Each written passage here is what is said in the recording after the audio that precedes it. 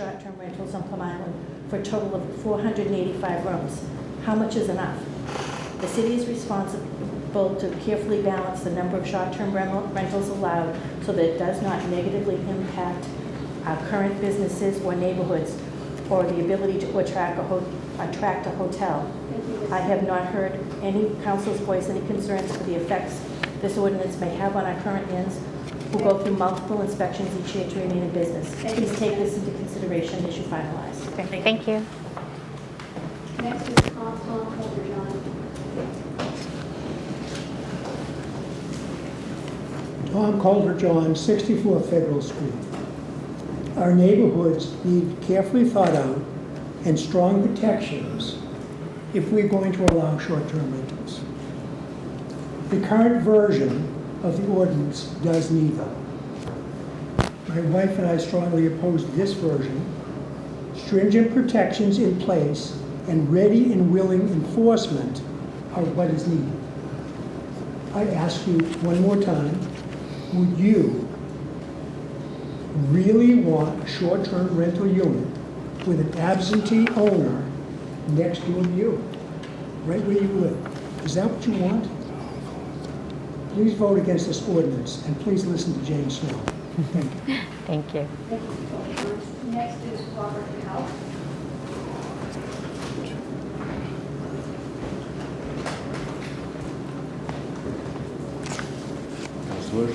Robert Kaut, 36 Lime Street. I think I speak for a lot of people who have looked at various versions of proposed language over the past really couple of months. And, you know, it's very confusing, number one. It's sometimes inconsistent with public comments, number two. And I think it's important to note a couple of things. One, in the current language, it says any STRU in existence prior to the adoption of this section may continue as a permitted use. These are the units that would be registered with the state. But it's not just investor units, as it has been discussed, it's any STRU. So all STRUs registered with the state are potentially exempted by this language. The next paragraph includes language that says the owner-operator of such STRUs need not utilize the subject property as their primary place of residence. So this language seems to remove the owner-occupancy requirement. So those two things together constitute a very significant change in the direction of the ordinance as it was proposed in May. And I would suggest that if this language is actually passed this evening, becomes part of an amendment for discussion, that we really have to rewind the legislative process. You really need to give the public the opportunity to read this language, need an opportunity for more detailed public commentary. And I really think it changes the process entirely. It's fundamentally different from both December and the May ordinances as discussed. Thank you very much. Thank you. Reg Bacon. Good evening. My name is Reg Bacon. I'm at 21 Strong Street in Newburyport. I think you already know my preferences for reasonable regulation of short-term rental units, including getting back to the special permit requirement, but apparently that discussion has been closed down. So we'll move right on to the loophole amendment about amnesty to be discussed tonight. So hear me out on this analogy. Envision a busy intersection with four-way stop signs.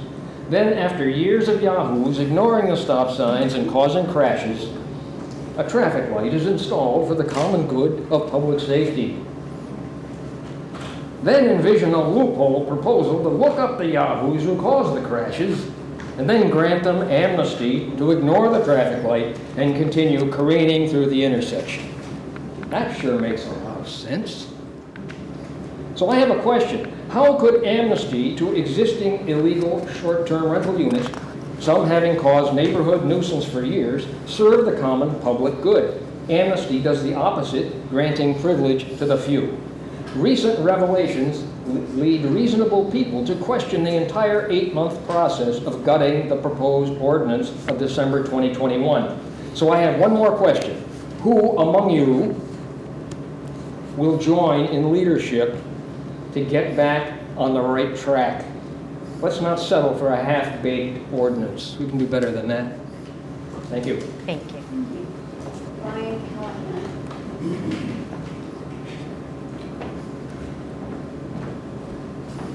Hello, Ryan Callahan, 29 Warren Street. Disclosure, I have no stakes in any rental properties of any kind, and I have stayed in many short-term rentals from Airbnb, VRBO, and One Fine Stay.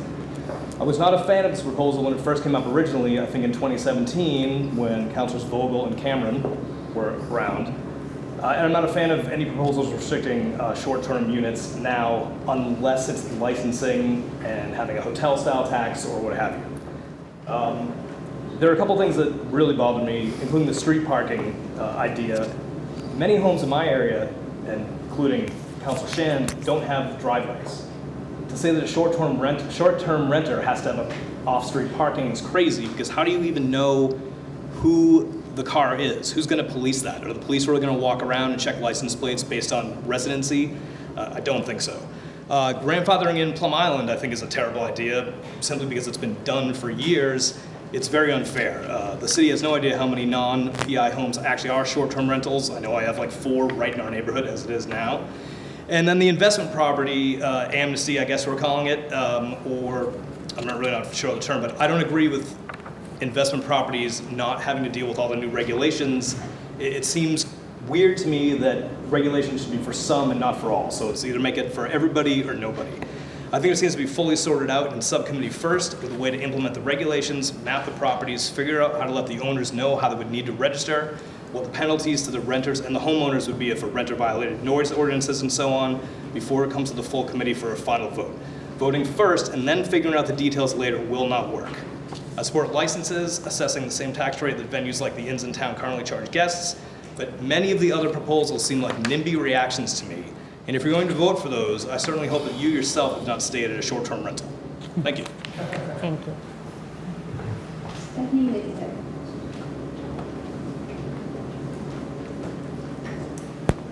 Stephanie Nikitich, 93 High Street. Thank you, President Shand.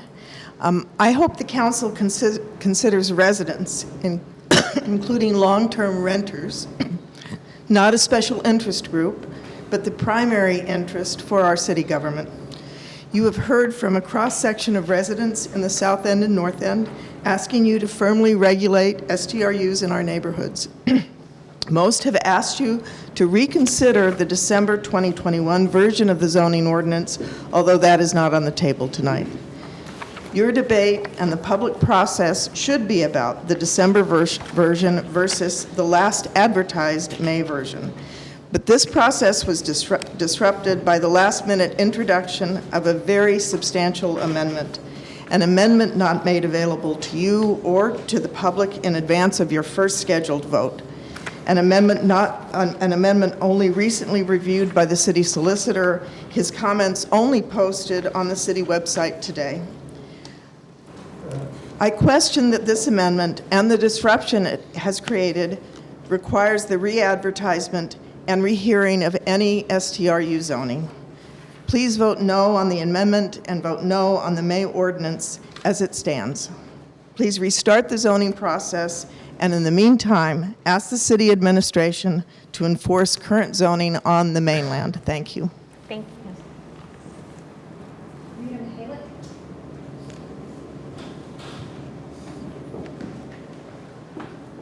Good evening. My name is Rita Mihalik, 53 Warren Street. Tonight, I came out to ask you to please consider the controlled STRU scope as proposed in the December 2021 version of Ordinance 046. We need a controlled scope with regulations that are clearly written, easy to understand, and above all, manageable and enforceable. The 8-month process resulting in tonight's proposed May 2022 version has been arbitrarily and capriciously done and leaves our neighborhoods without any guardrails whatsoever. And this is a correction to the email that I sent earlier this evening. I wrote the December 2021 version. I really meant to write the May 2022 version can be expanded at a later date. Let's get this one, the December 2021 be our regulatory starting point before putting our residential way of life and residential housing and residential market economy in jeopardy. Thank you. Thank you. Michael Underwood. Hi, Michael Underwood, 21 Beck Street, Newburyport. I don't know what I can tell you guys or say that I already haven't. I would just ask that when you consider amnesty, if that's all that we can do, please understand what's happened with us as an organization or as a group of individuals. We're not even organized. We do have an email trail, that's it.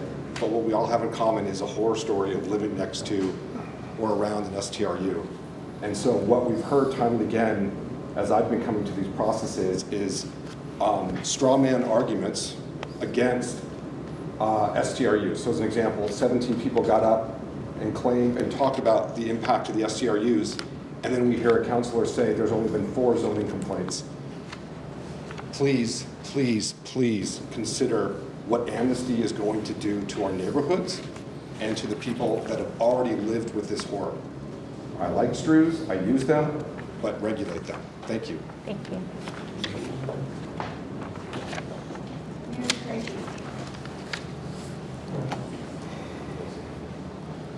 Mary Krejci, 232 High Street. My primary concern is focused on the impact of too many and too unregulated STRUs on our neighborhoods. It's one thing to have a small business here and there in a neighborhood. In fact, I would actually welcome a newsstand or a coffee shop that my neighbors and I could frequent. But we don't benefit from a short-term rental in the same way that we do from a coffee shop or a newsstand. We'd only use it occasionally, and it operates 24/7, which is a very different dynamic. Nor would we want more than one of those businesses in our neighborhood at one time. So the concentration of short-term rentals within a neighborhood should be greatly controlled and restricted. Likewise, those other businesses would have occupancy requirements, parking requirements, and hours of operation that are based on their type of business. That doesn't seem to be true for the short-term rentals as it's written now. We've heard about all the parties and goings-on that people have experienced in their neighborhoods. It adds to the number of people and vehicles above and beyond those necessary for the overnight guests. That adds another burden on our neighborhoods from noise, trash accumulation, traffic, and parking demand. There need to be strict occupancy restrictions, not just for the overnight guests, but for also any visitors, as well as parking restrictions for the 24/7 businesses. Thank you. Thank you.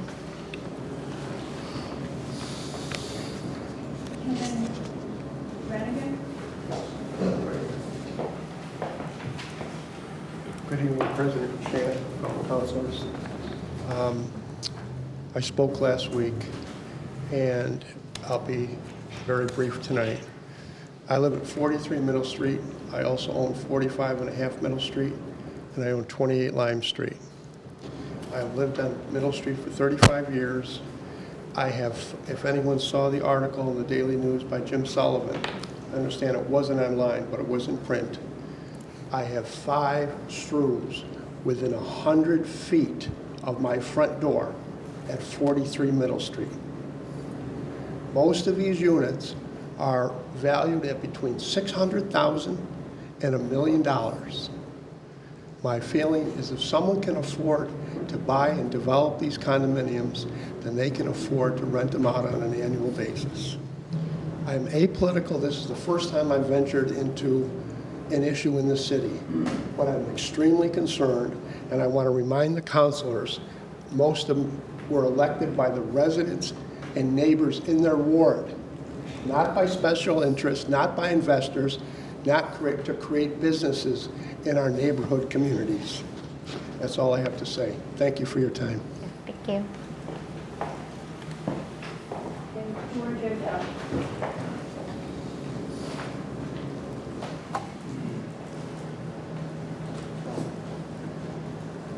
Thank you, President Shand and the councilors. I have had an Airbnb Neptune Street since 2013. It's been such a godsend to us. It's the only reason why we can afford to live in Newburyport. I was a boat builder and a school teacher. My wife was a registered nurse. Those type of professions are kind of out of the reach of Newburyport these days. It's helped us so much. I understand the need for some regulations, so I really recognize all the comments that have been made. I haven't experienced the horror stories, except I've been to one Airbnb that was pretty iffy, you might say. But, you know, it's been a wonderful thing. It's one of the great things happening in the world today. People being able to travel freely to other homes. Now, this investor side of it, I'm not qualified to speak to it directly, but it seems like that's where the regulations should mostly focus, all right? However many Airbnb units you may have in your neighborhood, some people just don't like to have anything strange happening in their neighborhood. You know, we own our properties, and this is America. We could have guests. We could have people that pay to be our guests, you know? So I just wanted to really share my experience and urge the council to be careful with the regulations, make them clear, enforceable. If there's going to be teeth in that, so be it. I hope it means I can stay in Newburyport. But also, on a side note, the first item on the agenda, October 8th, Native American, Indigenous people. We should have teeth in that, too. That shouldn't be just window dressing either. We need to really address that, too. Choose address. That is it for public comment. Address. Yeah. Excuse me, but do we have your address, sir? Number 7. Number 7, and your name? George Odell. Number 7 what? Thank you. All right, mayor's comment.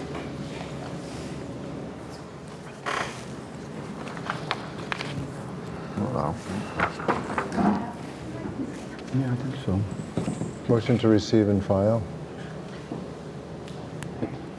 I think he's,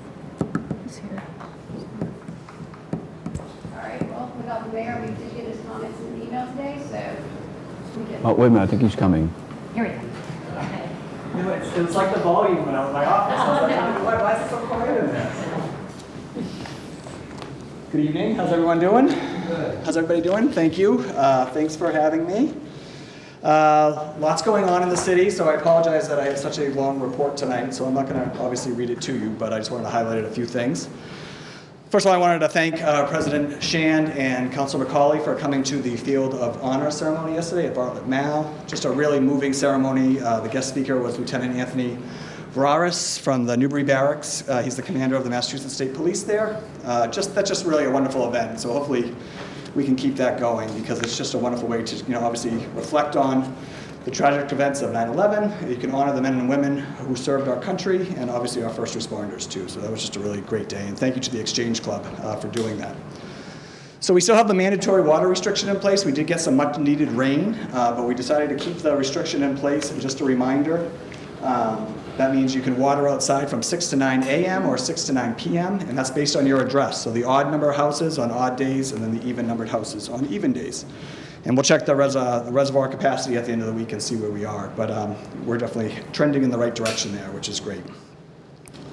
Lots going on at the DPS. DPS is working on several sidewalk projects. I don't know if you've driven along State Streets, but we have 2 different sidewalk projects that we're working on State Street right now. That big stretch between Garden and High Street we're going to start working on. That was an incredibly dangerous area, so I'm glad we were able to do that this year. And we're actually also going to install 4 tree pits there. So we'll have 4 new trees on State Street at some point, so we're excited about that. And then as you cross High Street, we had another sidewalk project over on the left there that is just finishing up as well. So great job on that. I also wanted to let you all know that the High Street line project, repainting project, is going to take place could take place this month, but at the latest October, so we're just finalizing pricing for that. But we're going to reline the streets from Marches Hill all the way down to 3 Roads. And again, this is to address all those mistakes that happened those few years ago. So we're excited to get that done. It's going to look great for the fall. I'll give you some more information when those dates approach. Perry Way, so there was some work going on down at Perry Way. So the old salt shed has been knocked down, and they're going to pour the foundation for the new salt shed this week. And that was one of those projects in the CIP that you approved this year. And finally, we have begun the search for the next DPS director. So I've got one more call tomorrow. This will be the 4th search firm that I spoke to, but we'll have one by the end of the week, and we'll get that process going. I've heard anywhere from 5 to 10 weeks, but a lot of that just depends on what format that we decide to move forward with to hire the next DPS director. So we're excited about that. The Parks reorg plan, we have a neighborhood and city services meeting next week on the 20th. That's very exciting. You know, short-term rentals has kind of taken up a lot of the time lately, so I actually haven't heard a lot of feedback from the community around the plan since the last public hearing. So again, just a reminder to everyone out there that we did get an opinion from KP Law. I can make amendments to the plan, and it still can go through this process, but it just has to come from the mayor's office. So again, I just got my first amendment from Councilor McCauley today, but councilors, if you do have suggestions to the plan, please send them in or make an appointment to come talk to me about them. I'm happy to hear them. Again, I think the plan's good the way it is, but again, I want feedback from the councilors, and hopefully we can move this forward here by the end of the month.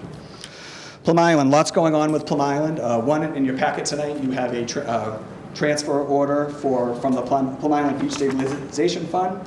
We're trying to utilize a FEMA buyback program grant that we're going to have to utilize the services of GZA Consulting to get the information we need to get the grant submitted by October 15th. So I'm asking you to waive rules tonight so we can take a vote on that. We have 3 residents that are interested in this plan. So that's what's going on tonight there. And the dredge is here after a long wait.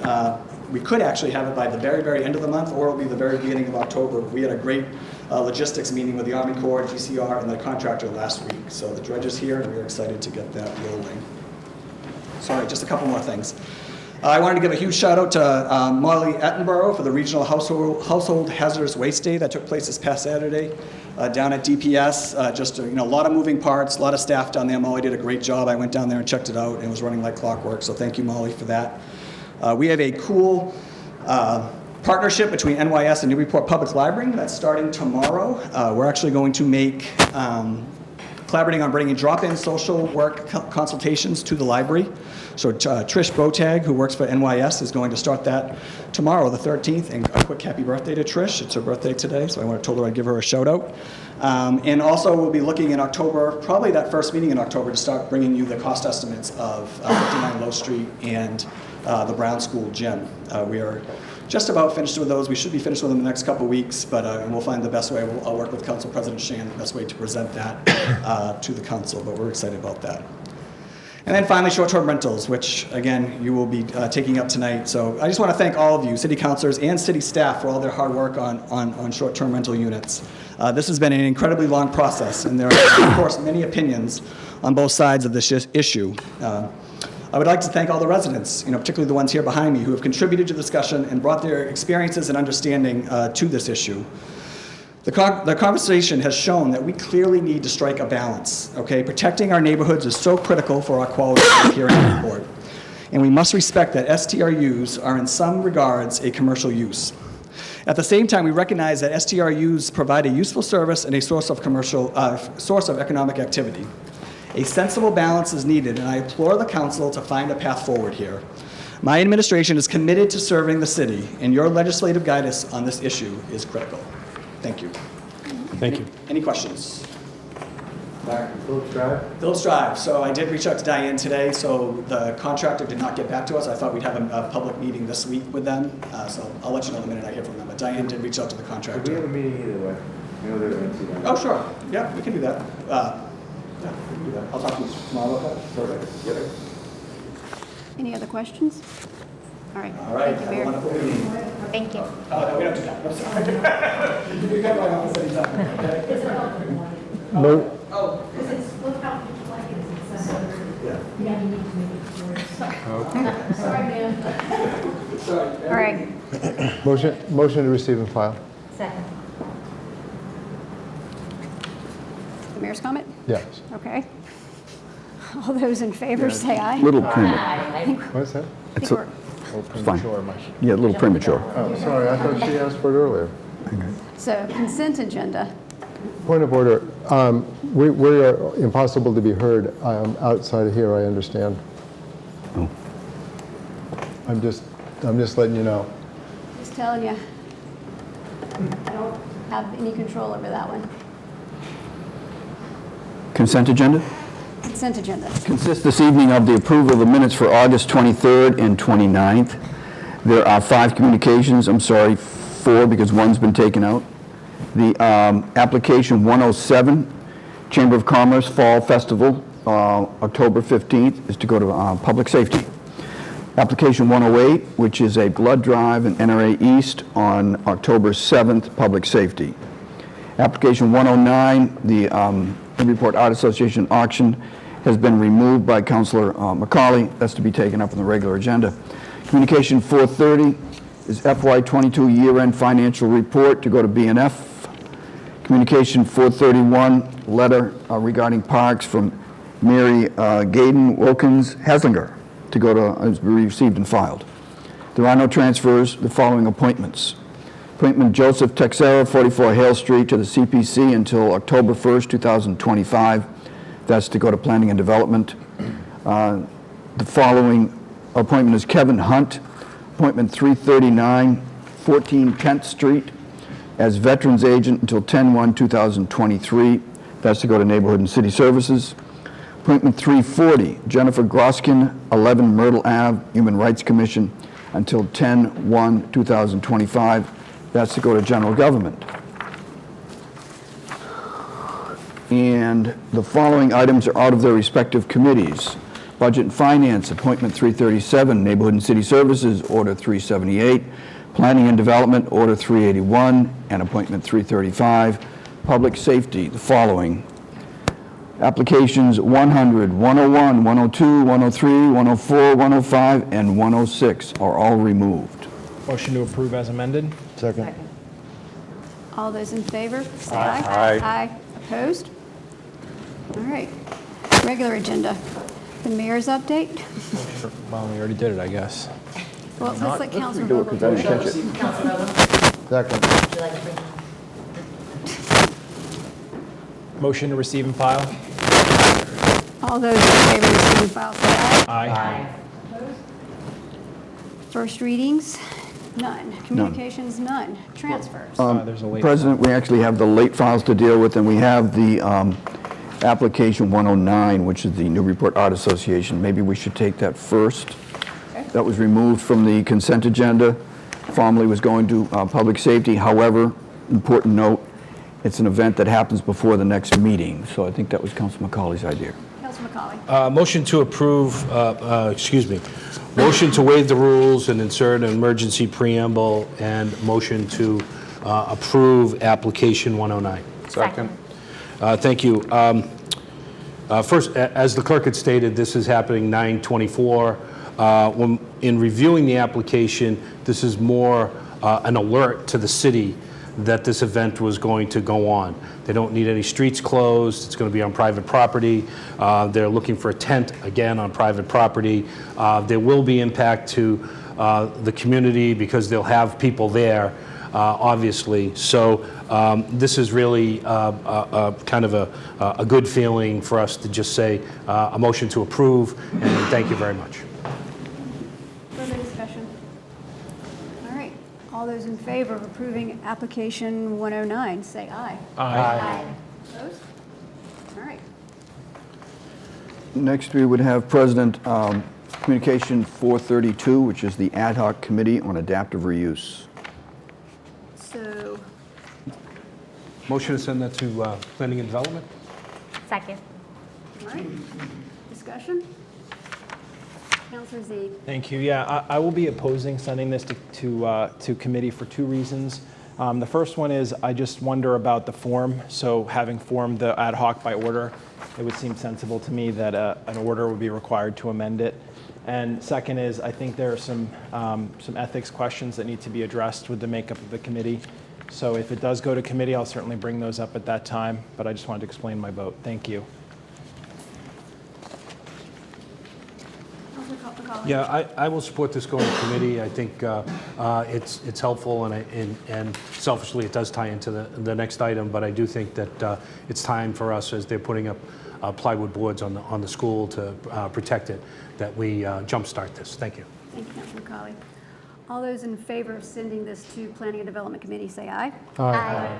Opposed? No? All right. So with respect to 433, unless someone has a different idea, I would think we could take that up when we got to committee items. Since it's already been approved, waive the rules has already been approved by 2/3. And then when we get to the committee items, it's a petition, just so everyone knows, to ask the Chair of Planning and Development to remove that item. Make sense? I have no concerns. All right. Any other communications that I missed, Clerk Jones? Let me look. So we have Indigenous People, 432 7G, we have 109, we have 432 that we're all set. Leads us to transfers.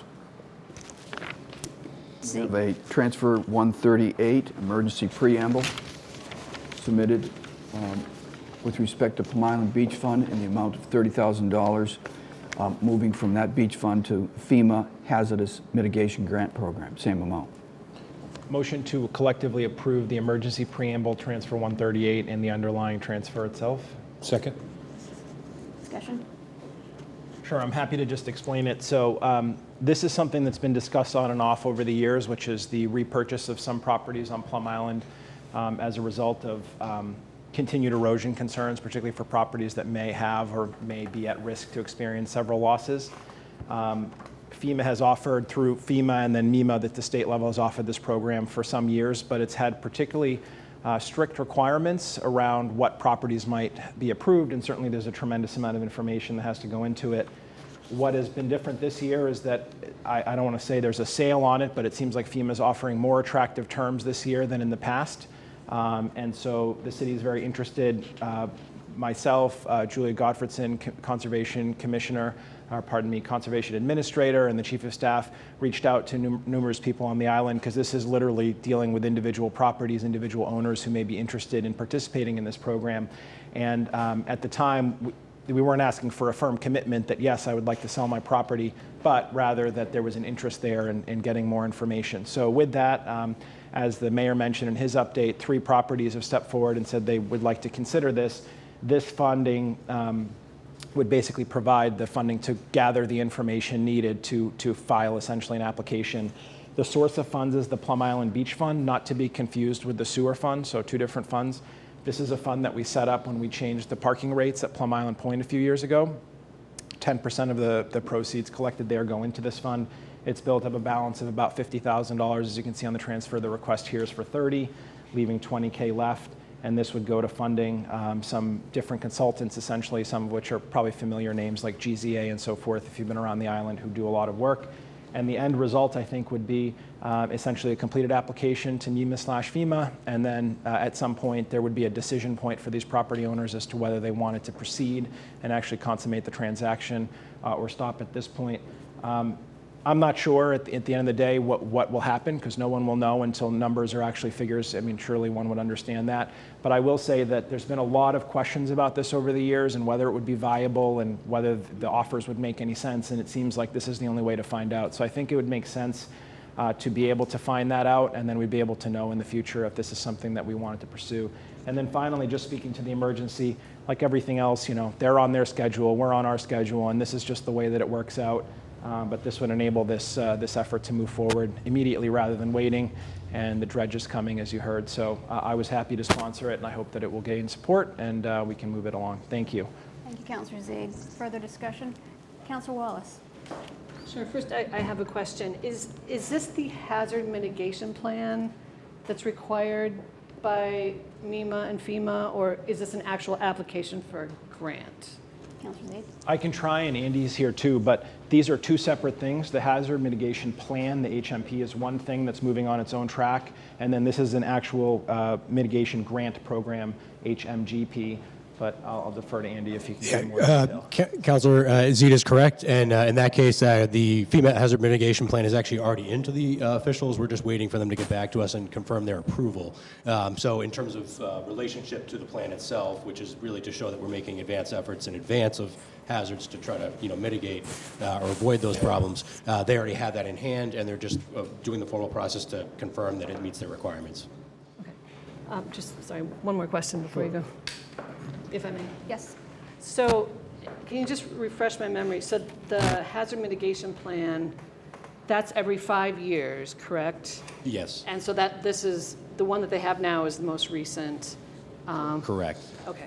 Yep. And then, but the grant, we don't know for sure if we're going to get it, or we're just, it sounds like it's a pretty good chance? We have favorable feedback from them based on the context and the situation we have here involved. I mean, we can sort of elaborate, but in essence, they've basically given us a good read that if we were to apply for it, we had a high likelihood of getting the award, plus the funding is at a better ratio. As Councilor Zita mentioned, there's a better ratio, essentially, of reimbursement. However, we don't know the numbers, and this, as Councilor Zita mentioned, it's very important for us to be able to spend relatively small money right now to find out if we can leverage those funds, and then you would, at a later point, be able to decide whether or not the city wanted to commit the matching funds for the buyout, so to speak. Thank you. Sure. Any other questions? Thank you, hang on, Director Fort. So most of you know that I live on Reservation Terrace, and so I'm in that erosion zone area.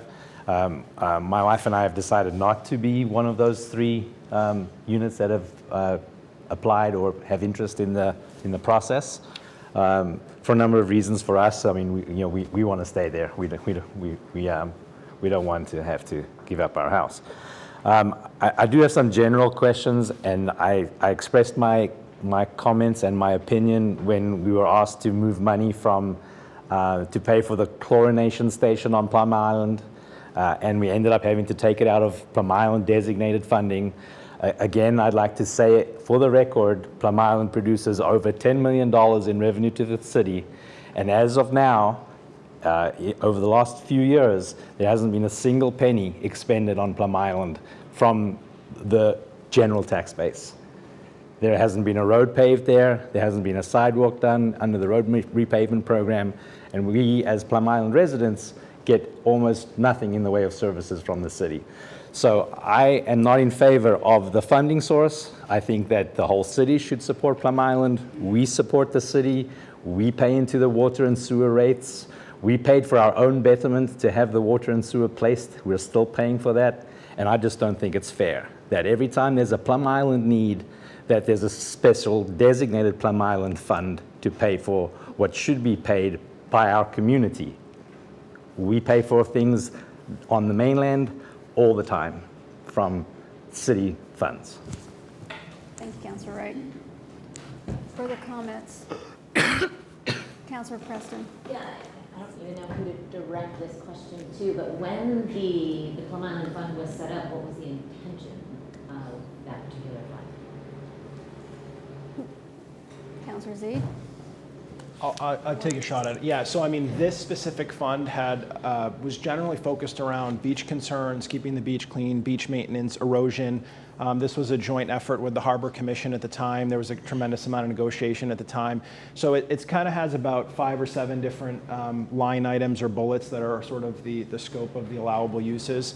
But it generally focuses around beach concerns, beach erosion, properties, abutting there and so forth. It's been a few years, so I can't remember the exact language we used, but that's the general crux of this fund. The other one, obviously, was more specific to the sewer infrastructure and the things that relate to that. If your memory's any better, feel free to try and help me out, but it's what I can pull out of my head at the moment. Yeah, that's the general idea. Sure. Have we utilized funds from this fund previously, and if so, for what? Yeah, this fund has only existed now for, I want to say, about 2 years is my recollection. I don't remember having made an appropriation out of it yet. It's essentially just been building this balance. Every time somebody pays at the lot, 10% goes into it.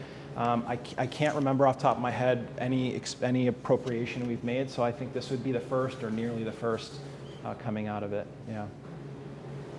Further questions? Councilor Vogel.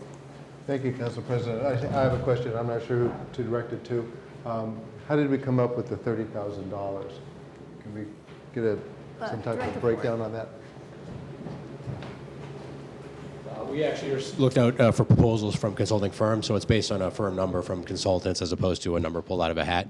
It's basically, in essence, the work for the consultant to provide a benefit cost analysis, which is required to the federal government to show, in essence, are they spending the right amount of money on this, or is it, something they're going to lose overall, given the risks long term. So there's analysis done based on the site conditions and the property of the value of the property itself, which is actually determined by appraisals. So it's really the appraiser's work and then the engineer's cost assessment, which is looked at by FEMA, and if they find out that it's more than a 1, then it sort of gets a favorable reading.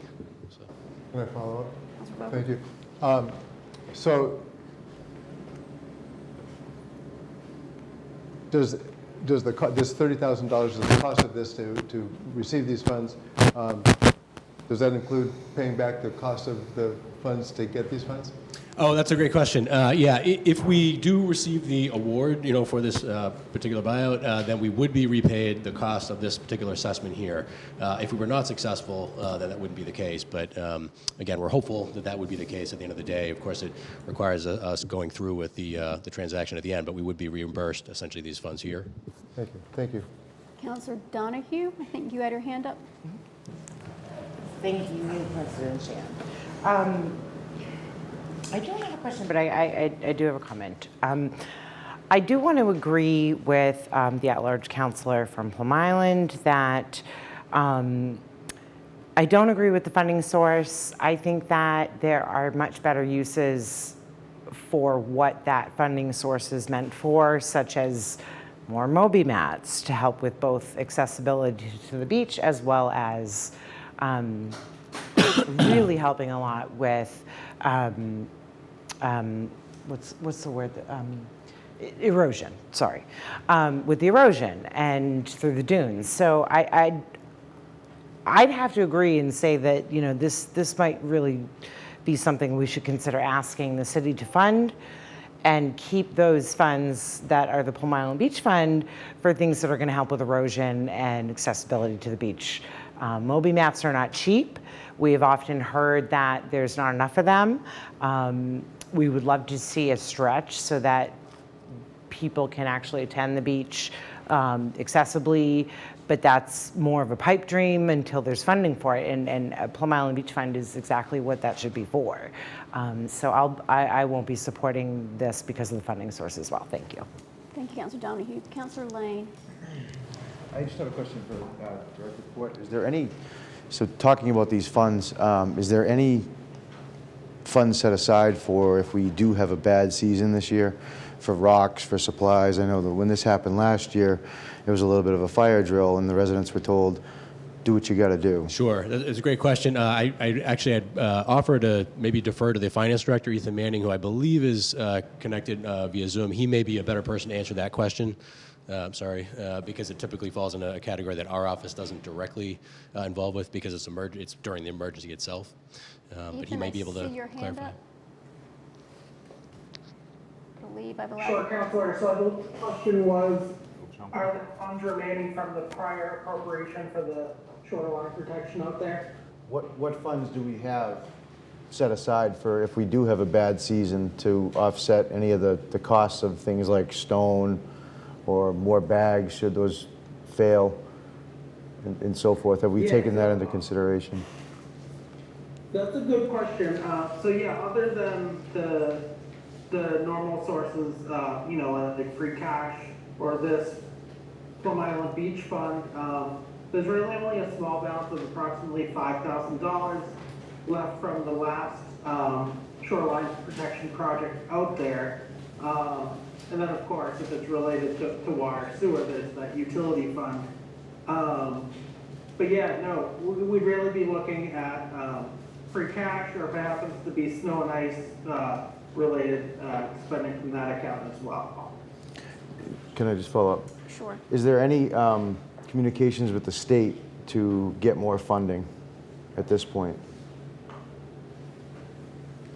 Ethan, I can try and... Besides looking at, Well, I could just help by filling in a little bit of context more on the policy side, I mean the finance side too, but there are two things that are a little different this year. First is we're on the precipice of the dredge. Last year, we couldn't even see the dredge over the horizon, so it's a very different environment now. Within 4 to 8 weeks, we're expecting to actually see sand go on the beach.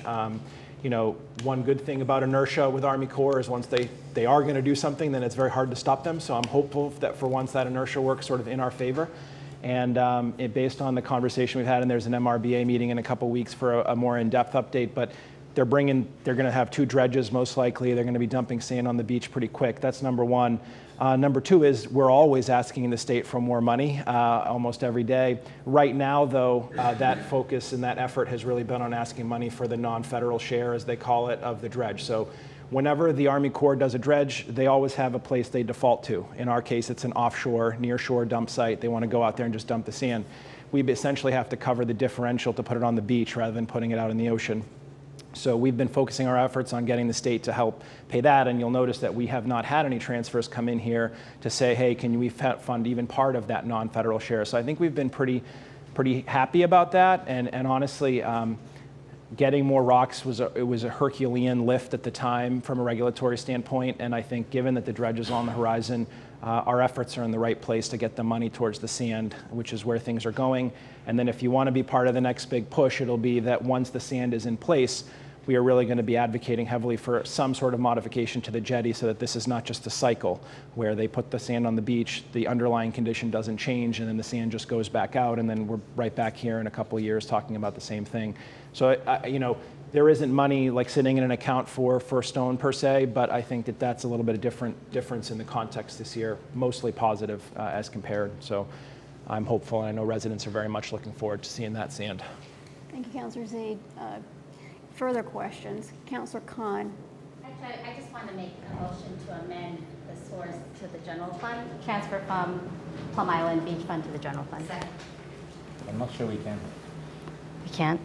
No. Well, two things. One is free cash is currently frozen, so until November when they certify free cash, we can't tap that. And second is I think we would need the administration to do that if they're willing, sure, but I don't know if that's possible.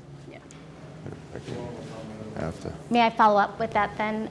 Is there another source then? Because I am very much compelled by, in reading the objective of these funds and understanding the implications to residents who are there and the commitment, we at large kind of talk to all residents and understand that. So from the funding source, I'm curious from Ethan, is there another source that wouldn't then touch into this fund? Ethan? Sure, Counselor, we did look at other funding sources.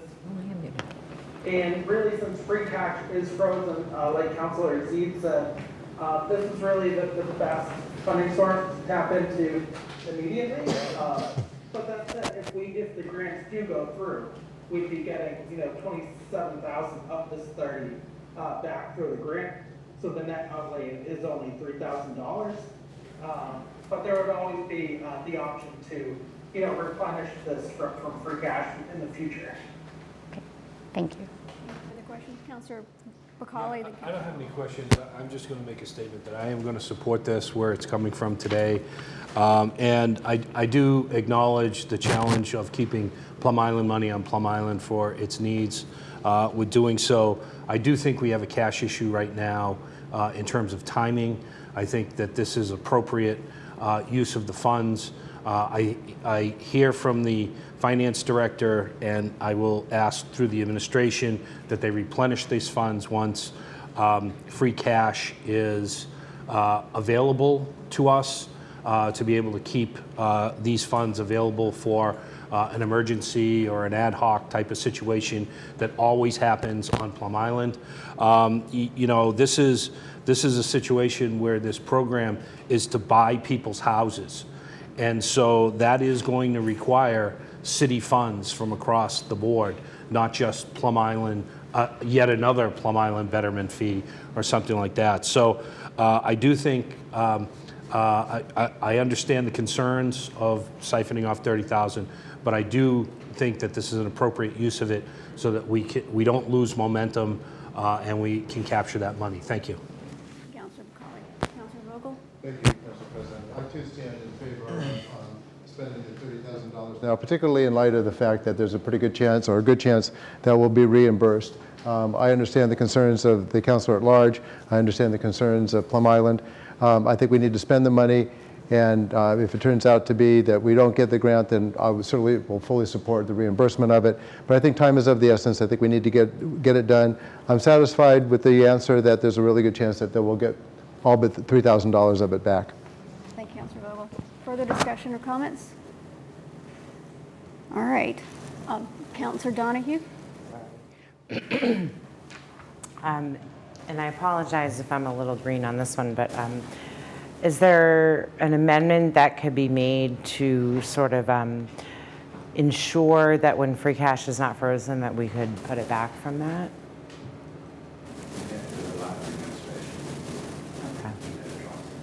Okay. So it's not something we can just make an amendment for, like a caveat. Okay. Okay, I'm good. All right. So the motion, Clerk Jones? The motion is to collectively approve the emergency preamble and transfer 138. Would you want to do a roll call? Yes, please. Councilor Wright? Yes. Councilor Zede? Yes. Councilor Cameron? Yes. Councilor Donahue? Yes. Councilor Khan? Yes. Councilor Lane? Yes. Councilor McCauley? Yes. Councilor Preston? Yes. Councilor Wallace? Yes. And Councilor Shan? Yes. Both. Did I not say Vogel? I read your mind. Okay, go ahead then. I'll be a yes. I knew that. All right. So that's 11 zip. Thank you very much. No second reading appointments, orders. Yeah, we only have one order, which is an approval of prior year bills. Motion to refer to Budget and Finance. Second. All those in favor of moving to Budget and Finance, say aye. Aye. Opposed? Ordinances. Gee whiz. So that leads us to ordinance 46.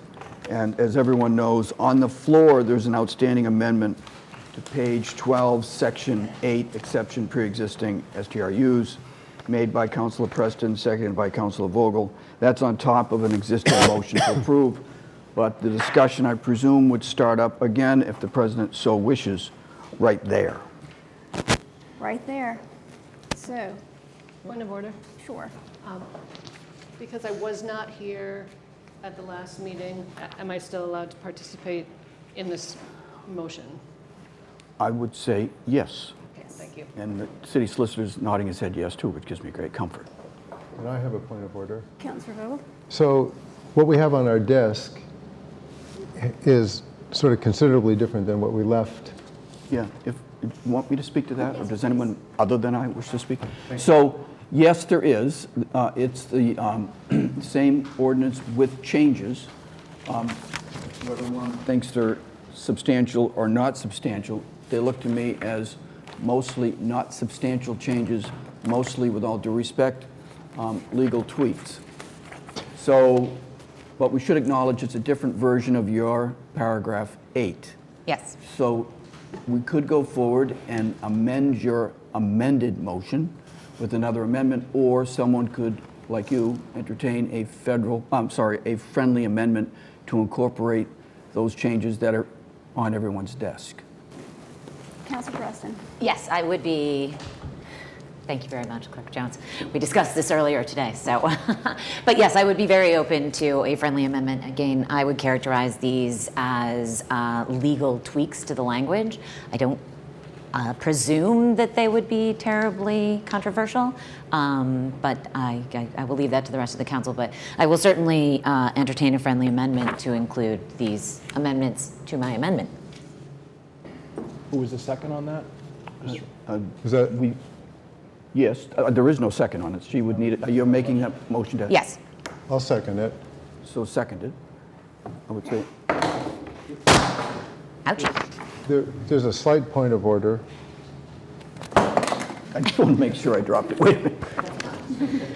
Make sure it's done. it looks like there's just a bit of a Scribner's error. You go A, B, C, you blanked Yeah. out D, and then you went to E. Should D be E on page 12, where the amendments are, where the changes are? Yeah, I would say Yes. that's true. Okay. So A, B, C, D D, is now E. D, Yeah, okay. F is now E. Councilor Preston. Would you like for me to read this into the record, or are we good, given that it's on should. everyone's desk? I think it should be read in. Okay. Can I do that now? Yes. All right, so, motion to amend ordinance 046, paragraph 8 to read. Exception for pre-existing short-term, STRUs, notwithstanding any conflicting provisions within this section V-G, any STRU in existence prior to the adoption of the section V-G may continue as a permitted use without alteration except as such alteration may further comply with the terms of this section V-G applicable to non-accepted units subject to the following provisions. A, for purposes of this exception, an STRU shall be, quote, a residential unit used for residential occupancy for a period of fewer than 32 consecutive days by a person or person who does not reside in the residential unit as their primary residence in exchange for payment or other consideration. The owner/operator of such STRU need not utilize the subject property as their primary place of residence. B, this exception shall apply only to the owner/operator of such STRU as of May 31st, 2022, and shall not be transferable to any future owner/operator. C, this exception shall only apply where the subject STRU was properly registered with the Commonwealth of Massachusetts and only as it then existed as of May 31st, 2022. D, continued operation, and that would strike the former D.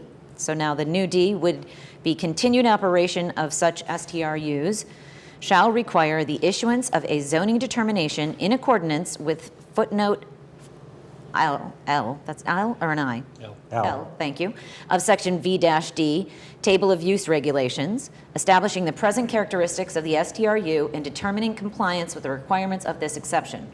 II, the issuance of a valid license from the Licensing Commission pursuant to a related general ordinance, Chapter 9, Article 11 of the Newburyport Code of Ordinances, and III, continual registration with the Commonwealth of Massachusetts. And E, the owner/operator of such STRU shall be limited to the operation of a maximum of 1 total STRUs within the city of Newburyport. Excluded from this count shall be any units located within the Plum Island Overlay District per Section 7 of this Section V-G. Thank you for reading that in, Counselor. All right, discussions. Counselor Lane. I just have a question about the 32-day consecutive period. I know a lot of leases, long-term leases, when they expire, they go into a tenancy at will.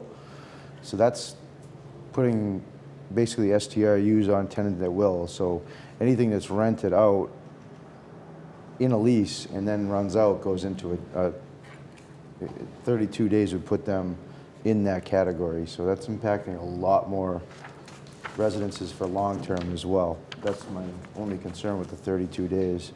I was wondering if Ward 5 Councilor could address that thought. I see Counselor Cameron has his hand up. Yeah, thank you. And it might be good to get some legal advice here. A constituent did email all of us, I think, and he mentioned, he phrased it differently. But yeah, essentially, tenant at will, if you're a long-term landlord, you may have a one-year lease with somebody, but a lot of times people will do month to month, so a tenancy at will. And I know the intent of this is not to harm that at all. And the definition of short-term rental unit has always been 32 days or less. So I assume because you're actually using it for a long-term, as a long-term rental, tenant at will would certainly be allowed and continued. And again, I don't know, legal advice might be. So I believe that the tenancy at will is a continuation of the terms and conditions of the 1 year or multi-year lease. So it's all it is a 30-day extension. It's not a new contract. So I don't think it applies to STRUs, but I'm happy to have the real attorney weigh in. Me too. Attorney Well, I Eichmann. do play one on TV. Through you, Madam President. Counselor, to the question about the 32 days and the tenant at will, I think the distinction here is not the time limit, but you'll see in this definition, which, by the way, tracks exactly the definition in the earlier part of the ordinance, that the difference here is that a person does not reside in the residential unit as their primary residence.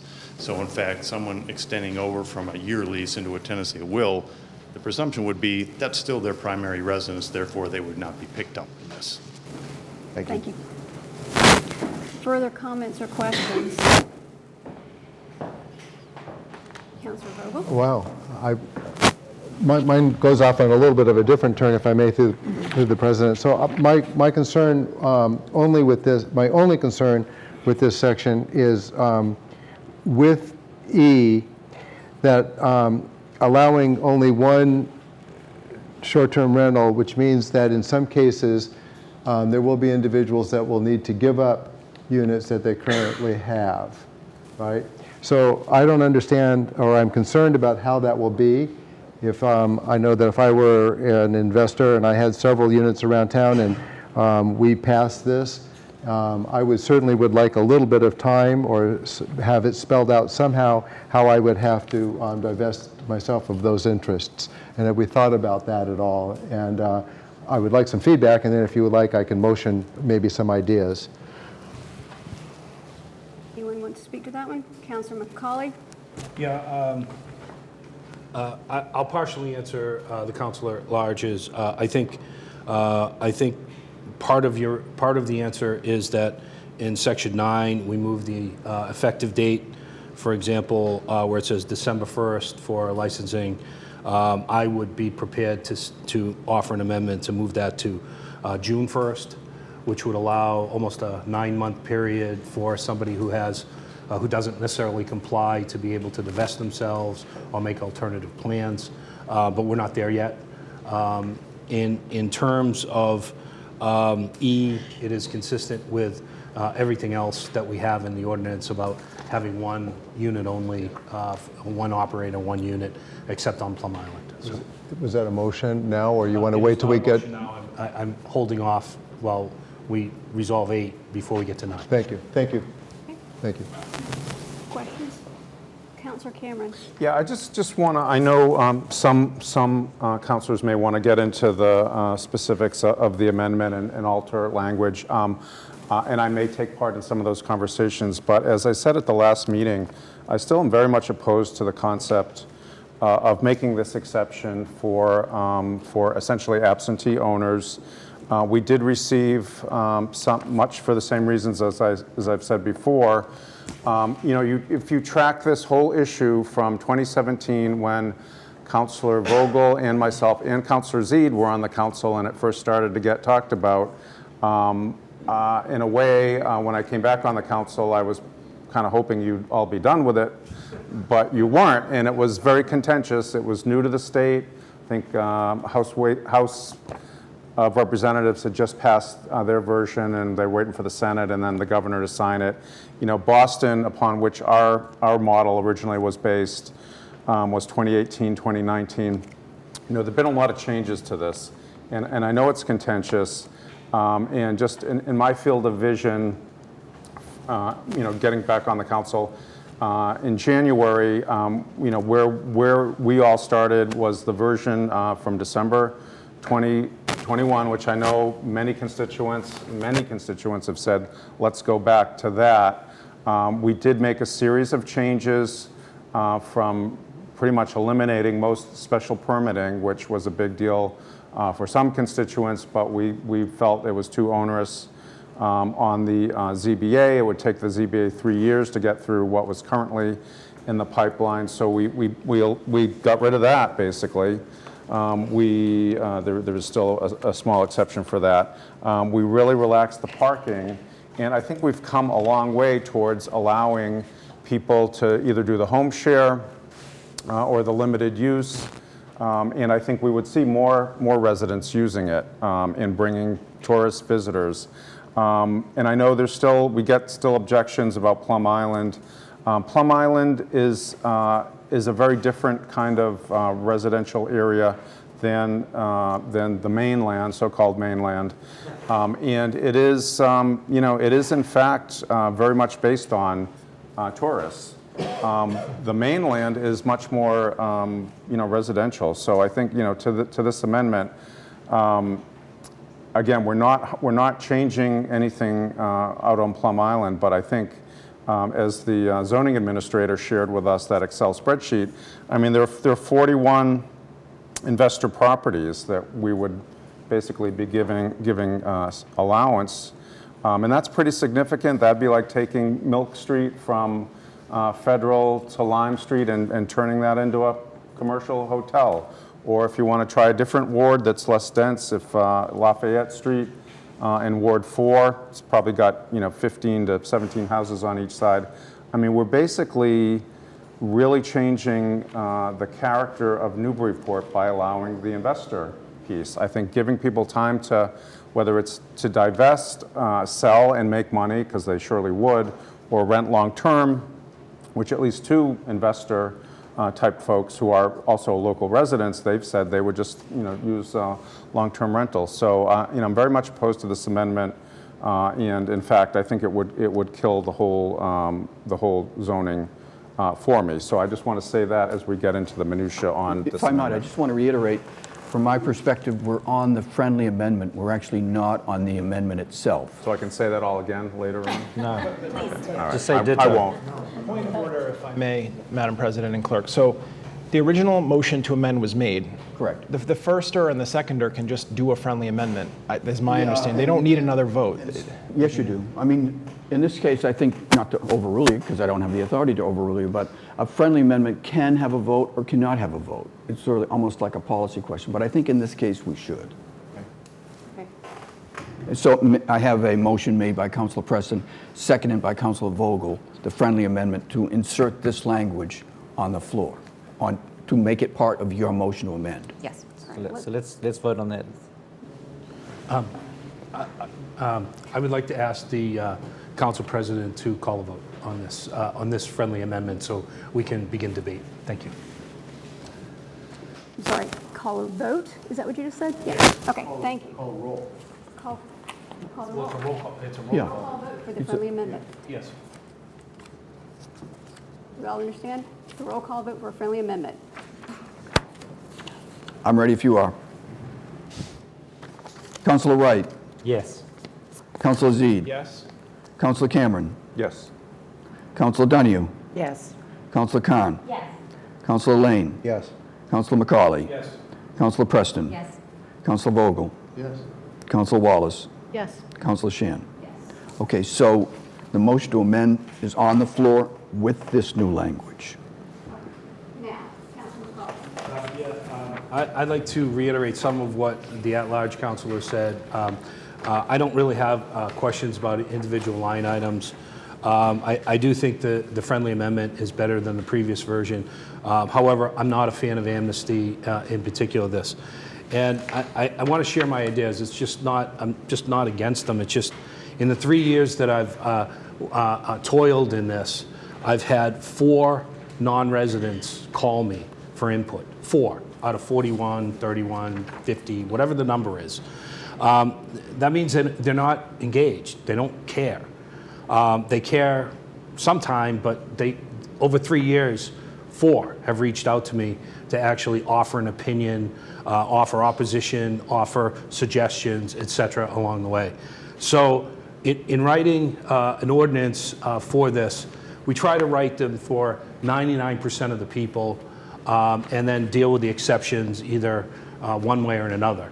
And what we're doing here now, I believe, in this amnesty provision is writing an ordinance to include every exception out there, potentially starting with this, because it does weaken the amendment, it does weaken our defense of it, all of that. I think, in my opinion, and I've been pretty straightforward on that, the May 2nd version strikes the balance. It's not perfect, but I do think it strikes the balance that gives residents more of a say.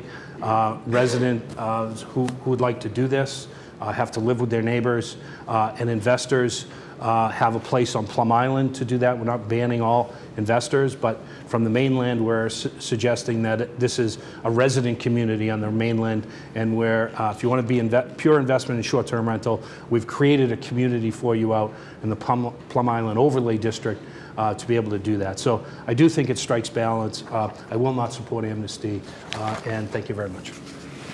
Further questions or comments? Councilor Donahue. Thank you, President. And I do have a comment. It's something I'd like to sort of put out there for everybody if it hasn't occurred. First of all, I just want to say, I definitely struggled with the amnesty piece when first presented. Wasn't really in favor of supporting it. Really wanted to see, more of those units back on the market at market value for long-term rentals. But once I really looked hard at the numbers and the breakdowns, the average with amnesty is roughly 10 per ward in the most dense wards and a total of 11 in the other 3 wards. But my biggest sort of revelation and what has given me a little more comfort is the knowing that there's quite a few units in current practice that are condos. And there's been quite a few comments about the condo units. But what I think it's really important for everyone to understand is that it is incredibly standard language in condo docs and bylaws to not allow that type of use. It's spelled out in probably 90 to 95% of homeowners associations, condo docs, and so those units that are condos are going to have to get licensed regardless if they have amnesty or not. And as soon as they go to get their license to continue with their amnesty, they have to provide proof that their condo association does not disallow that use. They're not going to be able to provide that proof in at least 90% of the cases. There may be a few exceptions where those documents are more like friendly handshakes and small associations, but I think that the fear that there's as many units as there are is that factor is not being considered, that the condo units are all going to become irrelevant once they try to get a license. So I do think that's a key component because it actually knocks out quite a few units and leaves us with a much more palatable number that's not so dense and so expansive in the most dense wards, which are in fact 2 and 3, not including Plum Island. So this has been something that I've been weighing every different aspect of, and I certainly want to come to some sort of conclusion that's fair. But when considering how many units we're actually going to be getting through amnesty, it's not the number that we have today. And it's only going to get smaller. It's never going to get bigger. So those are some of the factors that have really seeped in for me these last few days and really looking hard at the actual numbers. So I hope some folks can find some solace in that and understand we're all trying to look at this with the most fair lens as possible. So that's what I've got for now. Thank you. Thank you, Councilor Donahue. Further, Councilor Preston. Thank you. So very much a follow-on to my fellow at-large councilor. So the council on Friday got updated numbers from our zoning enforcement officer. Thank you very much, Jennifer. She and the clerk's office have done some yeoman's work on this to take the information of the units that were registered with the state as of May 31st of this year, cross-reference them with voter registrations so that we could have a better understanding of exactly how many units we're talking about with amnesty. Ultimately, the number is the number of units that exist on the mainland that are not owner-occupied that are registered with the state as of May 31st of this year is 41. Of those 41, I then went through the numbers and scrubbed out, with my amendment, having the restriction of only 1 unit per owner on the mainland. I went through and scrubbed through that, and there are a total of 10 more units that would fall off because the owner of the unit owns more than 1 unit in the city on the mainland, and therefore they would only be able to continue forward with 1 unit. So 10 of those would further fall off the list. We are talking about a maximum of 31 units. It will never go any higher than that. We will never have the opportunity to offer amnesty to any more units than this. I feel it's a very fair balance for us to allow those units to exist. The Chamber of Commerce has come forward, sent us all a letter today stating how much they felt that these units are really important to the downtown businesses. And I think that we need to really consider that this is a fair balance of our situation. We're allowing for a small number of units to continue forward. I yield. Councilor Zede. Thank you. Like everybody else, I think that the 2 weeks was helpful just to have a chance to pause for a second. In the last meeting, I expressed some openness to considering amnesty, and I stood on this floor really trying to find something that could allow us to move forward. I think anybody who's watching tonight probably should be having palpitations because I'm not sure where this is headed, but in the end, I'm not going to be able to support the amnesty, and I'll tell you why. I want to explain why, a couple of reasons. First, and most material, is there's been a lot of focus on the policy question, having 31 units or 41 and how many fall off. I think what's missing is this section, despite the attorney's best efforts, creates a structural weakness in the ordinance. And so the risk factor is that if you get challenged on this section doesn't fall alone. It has the very likely potential to peel down the whole thing. And now you're talking about a much broader impact. So that to me is the core legal risk. So it doesn't matter, it could be 1 unit we were talking about, it could be 1,000 units we were talking about. It is illogical to me to create that structural weakness that could be used to create a broader whole. Now, is that something that any of us could prove definitively tonight? Of course not. Nothing is proven until it goes into litigation. But we do have to use heuristics and sort of what we know. And, I think Attorney Eichmann's here. He tried, and I think that's why I voted yes on the friendly, because it does improve the language. But it doesn't change the fact that you're creating the potential for that. And so just to be clear about the practical impacts, you could be talking about taking a small hole and making it a really big hole for a lot of folks, and that could have citywide impact that is not, and it could take many years and hundreds of thousands of dollars to figure out. So that's the first reason. Second one is I just wanted to address the substantive aspect. I don't think people are concerned about that. Is this amendment substantive compared to 2 weeks ago? I think the question is this substantive compared to what was advertised in May? That is a subjective question, but I do think that there's arguments to be made that it's questionable compared, because that's how zoning works, and I've certainly been involved with ones that went so far as to have to be re-advertised and so forth. So I just wanted to clear up what I think people are asking about, and I concur that that's a sensible question. Third one is, in response to a comments made earlier, condo docs are not really a defense to how we build laws here, so we can't just sort of rely on the fact that maybe condo associations, and they are, generally they're disallowing this sort of thing, but people are looking to us to create the city policy, and so to me it's a little bit tenuous to rely on a third party whom you don't know, plus could change at any time for any reason.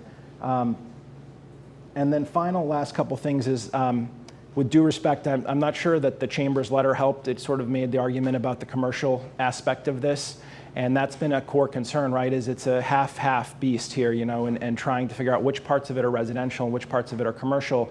But many have stood up and said, is it really the neighborhood's problem to solve the lack of lodging? And generally, I would come down on the answer is no.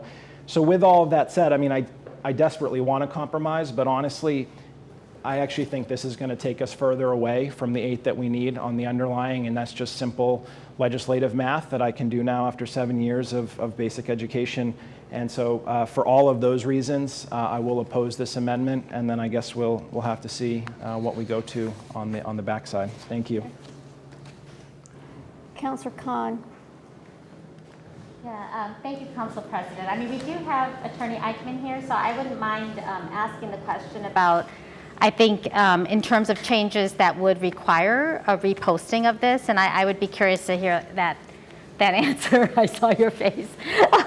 But like the amnesty provision or some of the amendments, because and as you're walking here, let me just say a few more things, is that during the joint hearing with the planning board, there's certain things that you learn about what's before you from an ordinance perspective, and amendments are done many times to meet kind of those conversations. So I would be curious to hear what Attorney Eichmann says on that piece. Thank you. Through the chair, if that's. Thank you, Attorney Eichmann. Through the chair, to the councilor's question. As a matter of law, legislative bodies are allowed a lot of latitude with respect to considering changes to a proposed amendment that has gone through a planning board hearing. The general sort of dividing principle is if the council is considering amendments that would essentially fall within the range of what the planning board was looking at, they may be perfecting it, they may be clarifying it. Those things are allowed without having to send it back to the planning board for another hearing. In this instance, there is no short-term rental ordinance in the city. So clearly what was before the planning board was a pretty broad slate. And you know, the fact that some residents' existing STRUs would be allowed was not discussed there. I don't think that's dispositive in the sense of it has to go back to the planning board. I think the better answer is that no, it does not. The planning board does not have to consider every aspect of this before it issues its recommendation in order for the council then to make changes when it gets to the floor. Thank you, Attorney. Councilor Khan? Yes, so just to kind of rewind a little bit, because it has been so long, I just want to remind people that we have been talking about short-term rentals for more than just even last year. It started before, pre-pandemic. That was the last kind of public hearing we had upstairs on this in the City Hall, auditorium, before we ended up having our kind of change in our lives, I guess, with hybrid meetings and going to Zoom. But I remember that room was packed, and I know I heard earlier that we've only heard from 4 of the people that have kind of some ownership. It was a full room of folks who kind of represented both sides. And I think as we do our job here, it's always like looking at the different perspectives and trying to strike a balance. And I recognize that we're all trying to get there, because none of this, especially an ordinance like that that's kind of new, does require some give and take. My perspective on how the amnesty came to fruition was at that hearing that was at the Senior Center with the joint meeting with the Planning Board and the Planning and Development Committee, and it was Committee of the Whole. And it was stated by both sides about what could we do for those that were already invested in providing this service of short-term rentals, but could strike a balance in the licensing to make sure we regulate it. Because right now we understand that there's many STRUs in practice today that are not being regulated because they're not being licensed. So we recognize there's a deficiency, and we're trying to fill that need that could really answer a lot of the questions in terms of how do we make sure the neighborhoods are not going to be negatively impacted. The balance that was struck was those to do some investigation to see, and I was one of the initial ones that thought about how can we benefit Newburyport residents, those who have put in the money and have an investor unit, how could we maybe include them? And what we heard is you cannot just really say just an amnesty for Newburyport residents. And then that started the whole conversation, and hence here we are with this amendment. The things I want to point out, though, is, and I think I mentioned this last time, so I'm sorry for repeating myself, because I know we really just want to talk about the amendment and get to the vote. I do this all the time, is look at the Airbnb listings. And it's something, if you don't put the dates in, you could see everything that's in the city. And reading how they listed them and then reading the reviews, it does tell me this is right now not licensed, but it gives you some insight on how the owners are presenting their property and marketing it. And I feel like a lot of the issues I have heard, especially the neighborhood impacts, you know, if you think about how long these have been running, And, talking with Marshall Murray, I always ask, what are some of the complaints? We hear anecdotal complaints, because to me, it is a little bit about data collection to understand how a use is being is hurting communities, is actually creating a very horrible situation for residents, and we're hearing about them. And I appreciate everyone who came out and have been speaking out about situations that have really made it difficult for them to live in their homes, and we don't want that. Which is why I go to the fact that I hope we could come to some type of a balance and some type of agreement here, because I think the licensing, state registration, which many of them are not registered with the state, once we could put in something in place that could create some type of ways to mitigate the problems and really actually reporting them to the right places so that those entities would have their licenses taken away, I feel like we could really move forward progressively. I will go back to answer the questions, why am I looking and supporting short-term rentals? I think that's the biggest question we're all asking ourselves.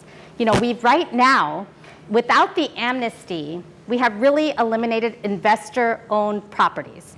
So no one, without the amnesty, can have an investment. And I want that clear. There is no investment right now available without the amnesty, right? So if what passed without the amnesty, anyone who is thinking or maybe has an investment property cannot do that. If you are owning a property and you want to maybe one day split time in another community, but that's your primary residence, but you want to offer it, you could do that with the home share. But for those who are looking for maybe having another home or something, you can't have investments. And that's what we have, and I want to assure people that that's in place. The amnesty part is capped. And now the question is, why do this? Why am I supporting capping this small 31, whatever number, 31 to 41? Why am I supporting that? Well, because I talk to the people. I have the database. I have names.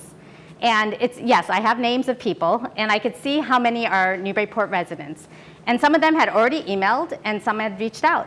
And I spent time on the phone to try to understand what was this for them. And for many people, this is an added income. This is their livelihood. This is what they invested in. It wasn't that they were illegally doing it.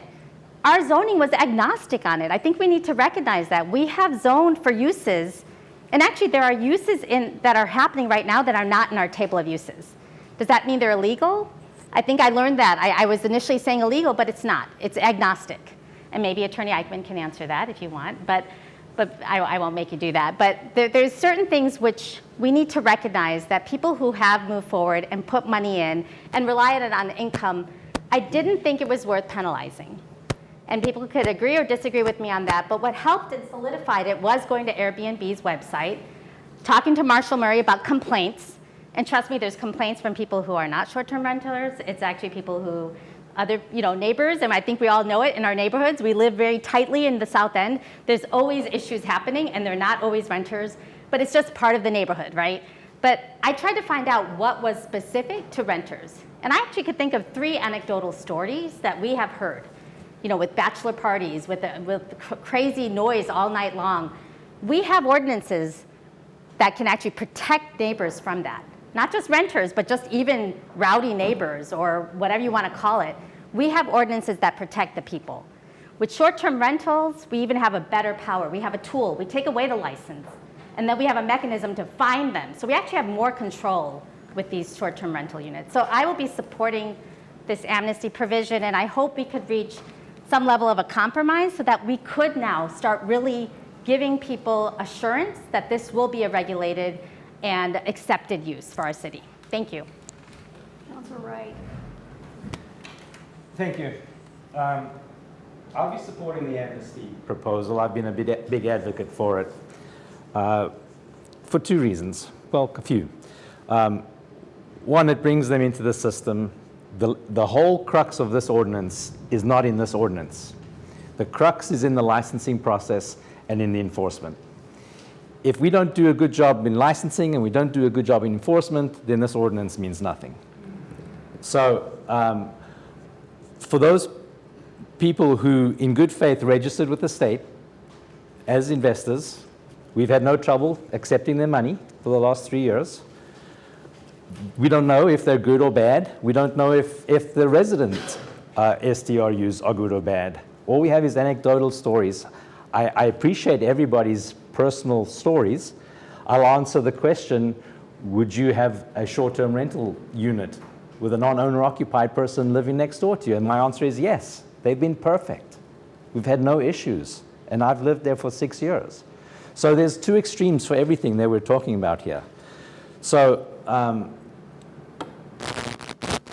the people that register with the state in good faith and haven't done anything wrong should not be penalized by this. As other people have pointed out, and in our own ordinance, the condo question is addressed. People are saying under penalties of perjury that their unit complies with all of the local regulations, including condo docs. So that's covered. The hysteria around investors suddenly coming to Newburyport now and buying up all of our property is a non-issue because no one can do it. The date's already been set. So what we're really looking at is continuing to allow people that have operated in good faith, they've registered with the state, to continue that use, and it's going to be a limited number of people. And the big question and the big answer to everybody's concerns, which are legitimate, is in the enforcement. If we don't get to an ordinance that we can enforce, then we're right back where we started. Councilor Vogel? Thank you, Council President. As a follow-on to the two previous councilors, I couldn't agree more. I think that I too have gone in at the urging of some of my fellow councilors to go in and read the reviews, and also of the rentals that we have available here. And also what's really interesting is to read the offering by the renters. How they position their property, what they say about how to behave there or how to be. These people take this very seriously and very respectful of the people that are coming. As I say, I agree with the two councilors at large. I want to add a little bit about the economics of it. As a business owner, I can't tell you how dependent I am on the tourist trade. And for the 30 years that I have lived in this community, we have done everything we can to, other than embrace the fact that we are a destination city. I would love to take that on as a project to figure out how we define ourselves. We seem to be sort of opposed to it, but yet we certainly welcome them. But as a business owner, I can't tell you any more how dependent I am on the tourist that comes through this community for sort of the middle 6 months of the year, if you will. And I know other retailers as well. I talk to retailers all the time. So those people come in, I talk to them all the time. Where are you staying? Oh, well, we have this short-term rental. Where are you staying? Oh, we have the short-term rental. Some of them stay at the inns, some of them stay out of town, but they use our short-term rentals. It is an economic engine. So I stand firmly for the amendment, and I stand firmly against the order without the amendment. I do have a question, if I may. It was asked by the Ward 1 councilor about the structural deficiencies that would be a legal risk in this order. Can you possibly address that for us, Councilor? Thank you, Council President.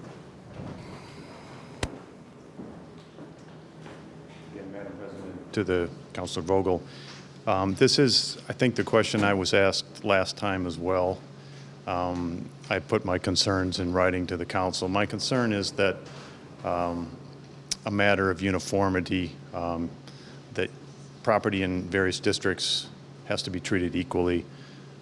There will be an argument, at least, that amnesty would allow for different treatment of properties in districts, that existing uses would be allowed while new uses would not be in some instances. That would be my concern.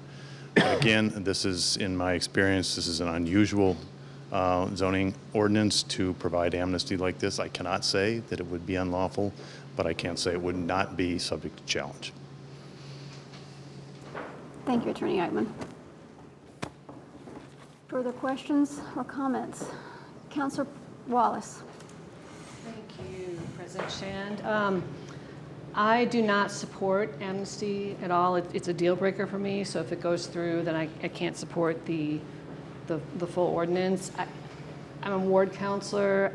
I side with the residents. I believe their stories. I believe that there are even more people that aren't coming forward with their stories, or they don't report them to the zoning officer. And I would have preferred the December version, the special permit, parking restrictions, but I think this May version is the compromise. And I'm willing to live with that. But what I'm not willing to live with is a compromise on amnesty. When Airbnb started, I remember it was, oh, you can rent out a room in your house when you're not there. And now it's grown into this big industry. I'm sure that, whoever created these, saw where this was going. But it's at the point where it's not just residences, owning a spot. It's these investment companies that come in, buy up these properties or have bought up these properties. And then they sell them to the residents, and these management companies are making money off of this as well. So, there's a lot of people that are making money, and there's a lot of people that maybe have homes that aren't worth as much, but they want to have a nice, quiet, safe neighborhood and have that right. Not that Airbnbs aren't safe, but if you don't feel comfortable in your home, your quality of life isn't good, and what would make you want to stay in Newburyport? So, to me, the residents' concerns outweigh the investment property concerns. It's not perfect, but I think this May version is a compromise I'm willing to live with. And there's options. People can still rent out long-term. They can do 32 days. They could sell. The market is good right now. The council can come back and loosen the regulations later, because once we do this amnesty, it's done. I mean, you can't go back. So that's where I stand. Thank you. Thank you, Councilor. Councilor Blaine. I go back and forth on this a lot. I mean, I can see both sides, and this is incredibly tough to decide. I don't want this piece to make the entire underlying resolution fail. We need this because we need to address the problems that are occurring in those neighborhoods where this is going on. It's not going to stop. This gives us the teeth to enforce that. I feel bad for the residents. I feel bad for the investors that have done no wrong in this. I just don't know where to go, and I guess if this, I'm for the exception, but I just don't understand why we can't come to some middle ground and figure out a way to incorporate those who haven't done anything wrong and those residents who have the concerns. I don't understand why it's my way or the highway in this. There's got to be a way that we can do through licensing something for the folks that have no problems to date in running their business.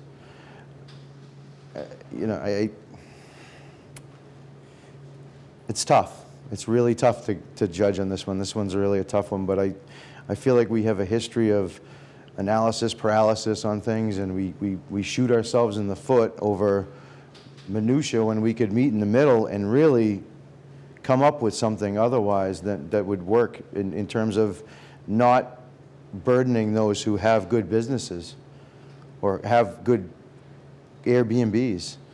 Not every single one of them is a blight to the community, and the residents shouldn't have to feel like they're uncomfortable either.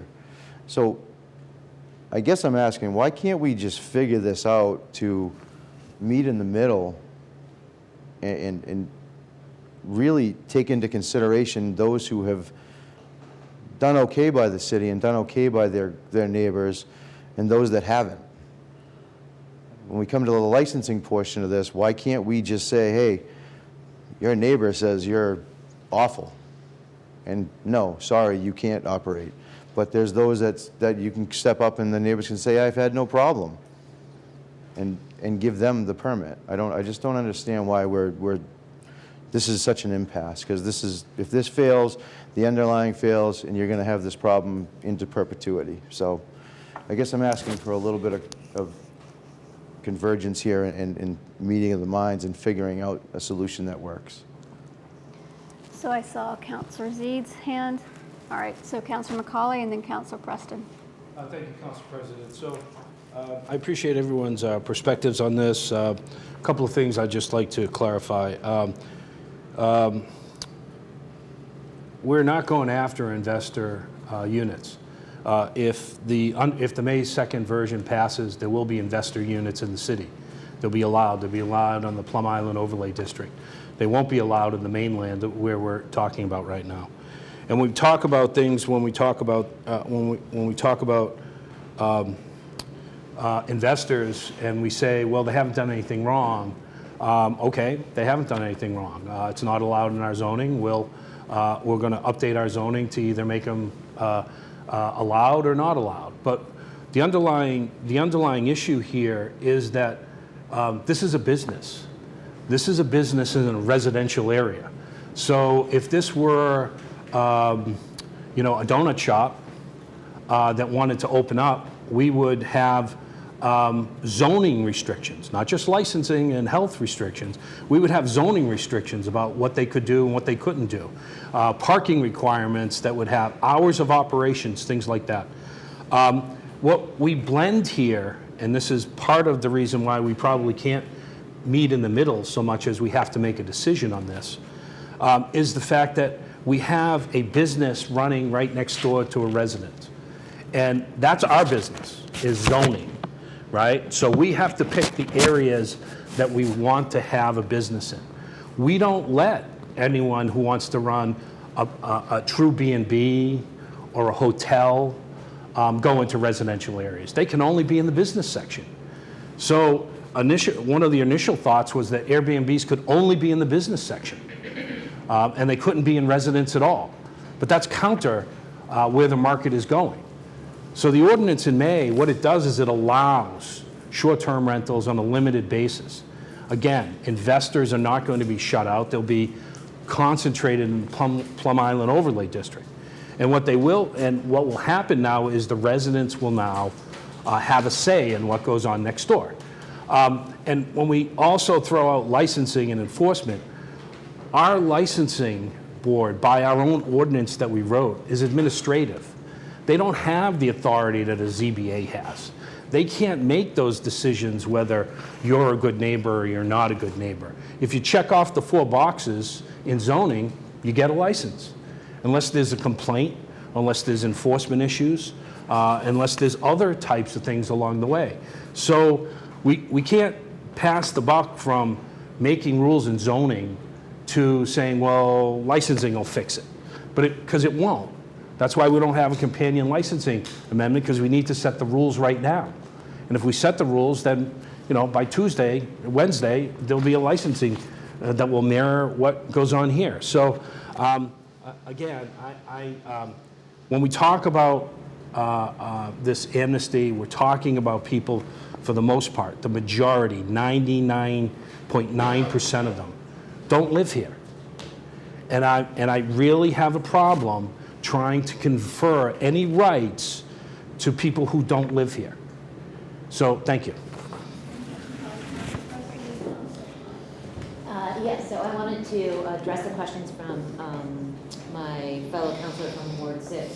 So, this is exactly my attempt at meeting that compromise. This is my attempt at allowing for those units, 50% of which are Newburyport residents that own these investor units.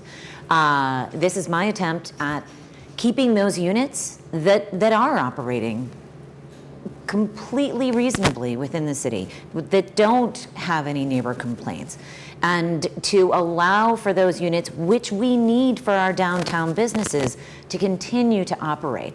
But also within this, we have the licensure, which absolutely gives the opportunity to eliminate those nuisance properties. It absolutely gives the opportunity for abutters and people to come and complain if there truly are issues.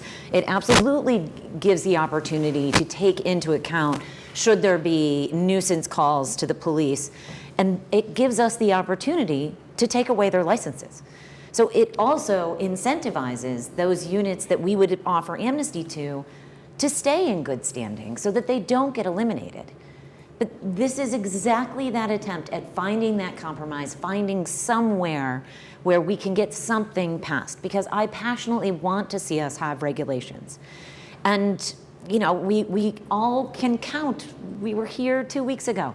It's not going to pass without the amnesty amendment. So we need to find somewhere that's compromise, and this is my attempt at compromise. I yield.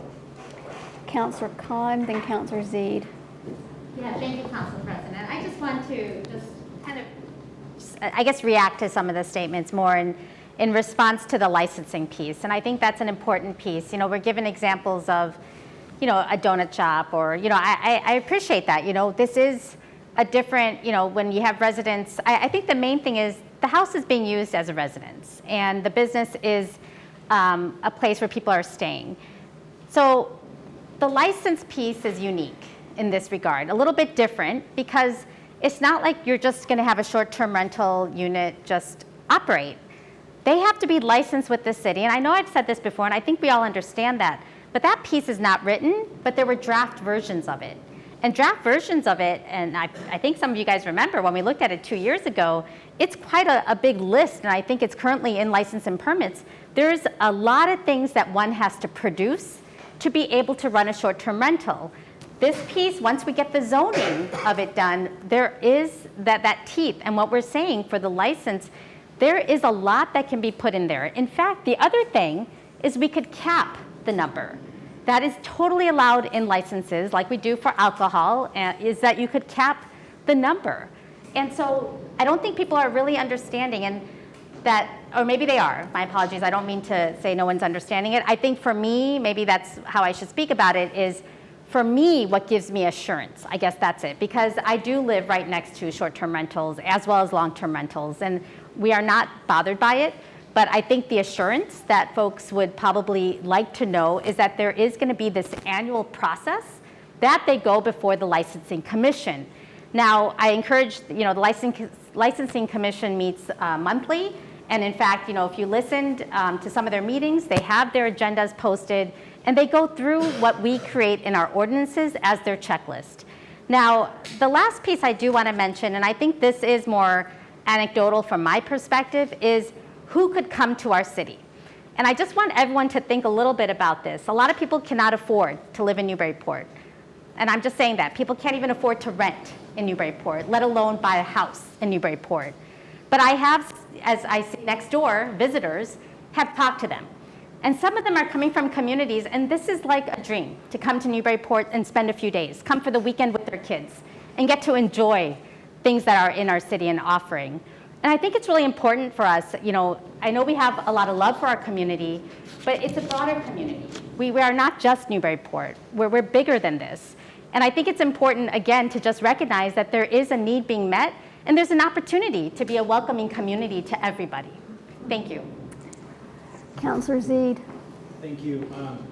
So my comments too, just, you know, I didn't want to speak again, but just, and I'm getting more and more nervous every minute that goes by. So I guess my question, I'm trying to inject some pragmatism, I guess, into the conversation. And so for me, again, I still think the conversation is very heavy on, you know, do we want to give some quarter to some who maybe were doing this during a great time, is zoning agnostic on it, as opposed to what is being put at risk with or without this amendment in terms of the ordinance, in terms of the community, and in terms of what it means for the process. And I just think that's being lost. I think that people keep saying investor, but it's actually resident, non-resident. It's not investor. So that, to me, what's interesting about the conversation is everybody seems to, the ship has sailed on non-resident, on the underlying. It's already done. That seems to not be a point of contention. We're just really hung up on this 20 to 50 units, depending on which number you want to take, et cetera. But that nobody is standing up and saying, I want this, but I also want to amend the underlying to allow for non-residents. So in some ways, that policy question has been closed. So by putting this in, we're talking about a relatively small number of units, which interestingly has been argued on both sides. One is that it's a small number of units, so who cares? And on the other hand, it's a small number of units, we should care tremendously. So it's cutting both ways. But to pass this, and again, in my opinion, and with respect to Attorney Eichmann's points, I mean, you're injecting risk, in my opinion, at not great reward. That's number one. Number two is what, in terms of finding the balance, I think the Ward 4 counselor made some decent points about, one could argue December is over here, right? And then making edits is over here, and what's in the middle is May. I mean, there's a lot of common sense to that kind of theory, and I actually have had discussions with some residents who are pushing hard for December 21 version, and I said, have you thought about, May still gives you some of those protections. Yes, there have been some softening in some of the areas, but that on pace, you're getting really that non-resident is eliminated, and that may be the biggest thing. The last thing I want to say is it's interesting being on for so long, and Councillor Cameron mentioned, 2017, but the licensing comes in and out of focus. But one thing we learned about, and this became material with the removal of the special permit, is the licensing commission has to act much more ministerially.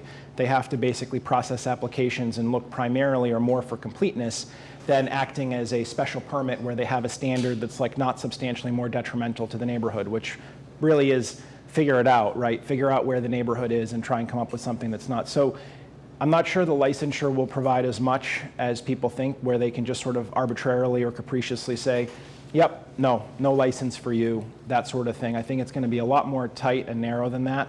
So I really want to rest on this. This isn't the one, you're killing a compromise, by going for this. And that's the risk you're putting in. I'd rather go to my residents tomorrow and explain to them that I voted for May and I was kind of in the middle of the road on this. And that's what I'm hoping to do, but this is going to be a challenge for many. So I hope it will get rejected and we can move on to the underlying. So I believe, last person, Councilor Wallace. This is a question for Attorney Eichmann. And maybe it was discussed 2 weeks ago, and I apologize, I wasn't here, but can you explain why these properties are not called grandfathered, but it's amnesty? And then your comment about, and correct me if I'm wrong, that this is something rare, or do you see this often, whether it's with short-term rentals or with other types of uses? And what does amnesty mean, I guess? Madam President, grandfathering is a concept in zoning, and we're not supposed to use the word anymore, just so everybody's clear. A concept that a use that starts as a legal use becomes unlawful when the zoning bylaw or ordinance changes. So it has to be established as a lawful use, and then a change in the law makes it unlawful. Those uses, as long as they continue without change or without change as authorized, remain protected. That there's a state statute that provides for that. That's a so-called grandfathered use. In this case, my understanding is that this ordinance was drafted based on the understanding that the Newburyport zoning ordinances does not allow the commercial use that we understand to be short-term rental units. Does not allow it now. So those existing uses under that understanding would not be treated as legal uses that would be protected if the zoning bylaw changes. They would now be unlawful, and it would continue to be unlawful unless they were allowed under this new ordinance. So that's why we use the word, as I understand it, amnesty. We are addressing those units specifically and saying, it's not that you were previously legal, but we are giving you this specific protection under this new ordinance. Thank you. I think we've gotten, all right, this is one last time. Councilor Cameron. So yeah, just and I know I spoke at length in the beginning, and I kind of jumped the gun there a little bit to use that metaphor. My focus here is on residents. It's not on investors who may own several properties. It's on people who may be lucky to have one and afford a rental in Newburyport. I mean, to me, this is a housing argument. I know it's been said by several people. This has nothing to do with housing or affordable housing or rentals, and I say it does. I say investors, if they're not allowed to do this, They can rent them out long-term. They can rent them for more than 32 days, which many people already do. And this doesn't, I don't think this harms anybody. I think it makes it more likely that these will be rented out. Yes, it's not going to drop the price of rentals in Newburyport by a significant margin, but it does provide, more rental vacancies, and we're desperate for those. We've lost hundreds in the last couple of decades. Last one. This is it. Well, I just want to talk a little bit, just sort of about the numbers, just to kind of know what we're talking about. So as of sort of the end of May, on Plum Island there were 60, on Ward 1 there were 16, in Ward 2 there were 29, in Ward 3 there were 23, in Ward 4 there were 9, and in Ward 5 there was 1, and in Ward 6 there was 1. That's the number that are registered. You may see more over the different platforms. That number may look different, but those are the numbers that were registered. And as the councilor at large suggested, that the big numbers, the wards 1, 2, and 3, roughly half are, quote, these investors. And then that number will break down further. But here's the deal. Short-term rentals are vital. If you are wanting to move into Newburyport, or if you're wanting to move out of Newburyport, or you want to move out, you've sold your house, and you need to live somewhere else for the time being while you're looking for another one, short-term rentals play a vital role in that. Short-term rentals play a vital role when your family comes to visit. Short-term rentals play a vital role when you have any type of gathering with your family at the holidays. These are vital components to our community, and they're vital components to the economics of the businesses in our community as well. Again, the difficulty that I have not accepting or with the underlying and not allowing the amnesty is that we are just really confining it, and I don't think that we need to. Armageddon is not going to happen, and if you read about short-term rentals across the country, communities that have embraced short-term rentals, actually property values increase. They go up. There is not Armageddon.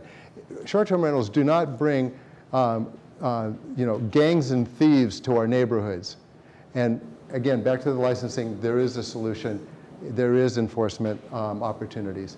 Thank you. I yield. All right. The vote. Roll call. Roll call. Okay, it's a roll call on the All right, motion. hang on. So, Councilor Donahue.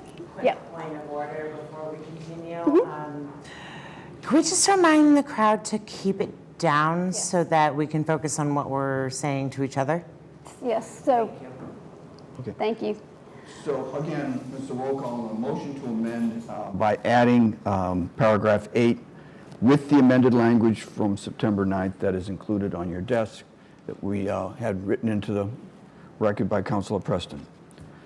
It's amendment needs 6. The underlying motion approved needs 8.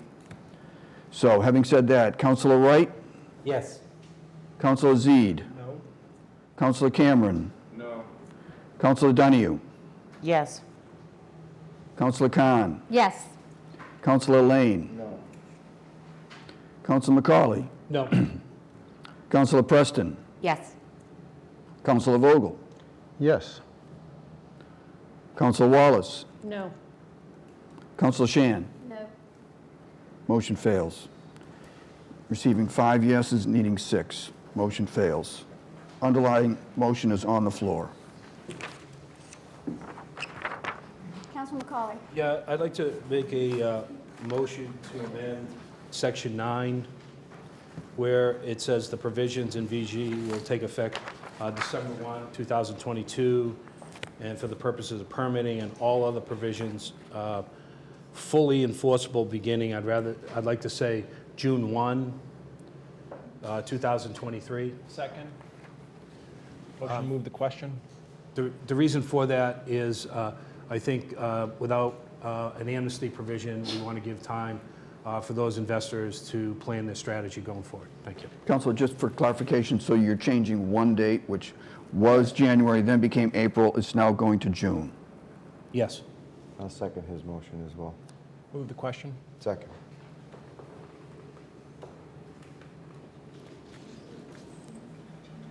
All right. Okay, so there's a motion to amend on the floor. Now there's a motion to call the question.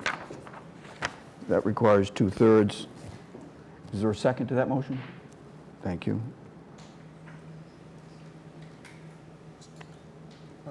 Point of order, is calling the question on the date. On the date?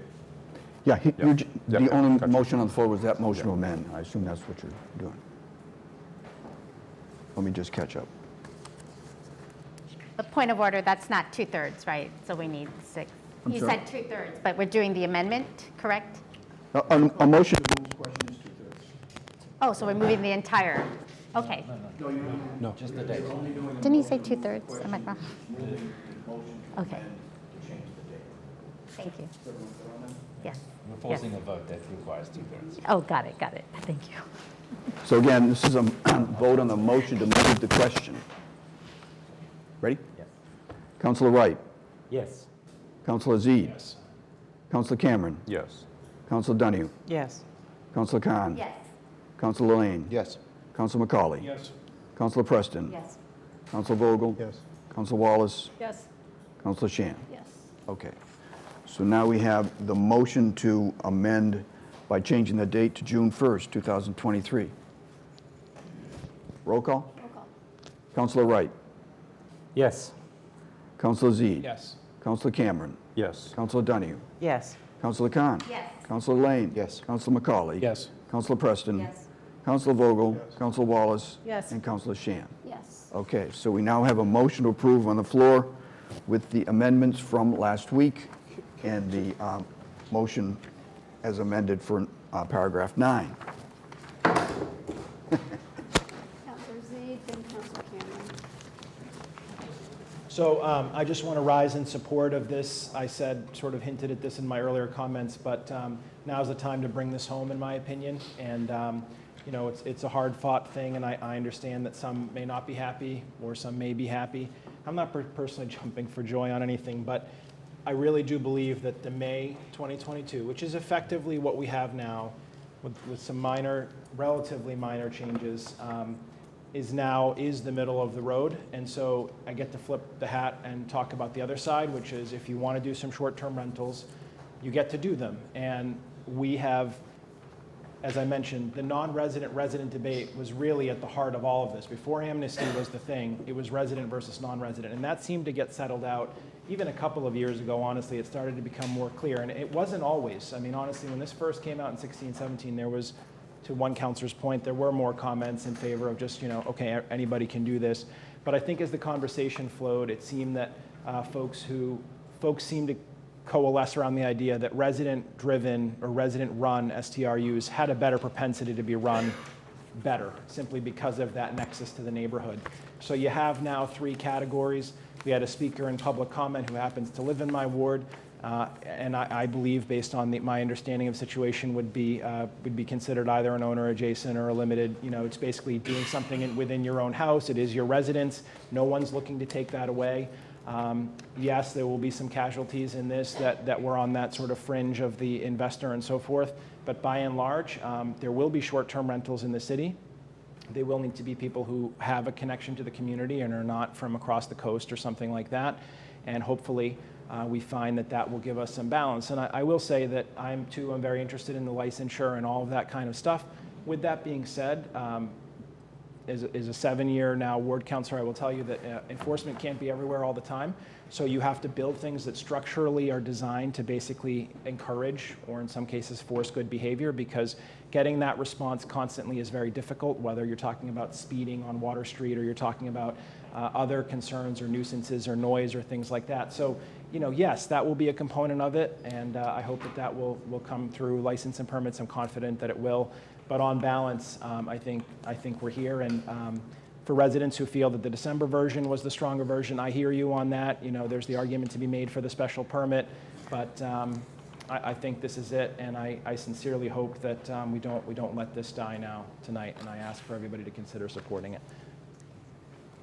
Councilor Cameron. Yeah, I just simply wanted to thank you, President. I think a Scrivener's element of confusion on page 9.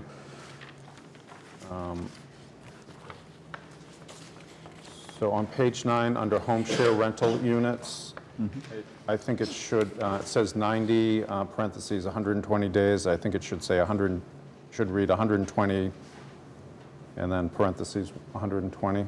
Home share rental units, number 2. Yeah. Second, if it needs. I think it's just a correction. We did change it. I think that was, Councilor Khan had mentioned that going from 90 days to 120, and I think it just wasn't. The word 90 should be 120. Should be added. Yeah. Yes. The number is correct. The number is the correct, and that should just, 120 should be written out in addition to the number there.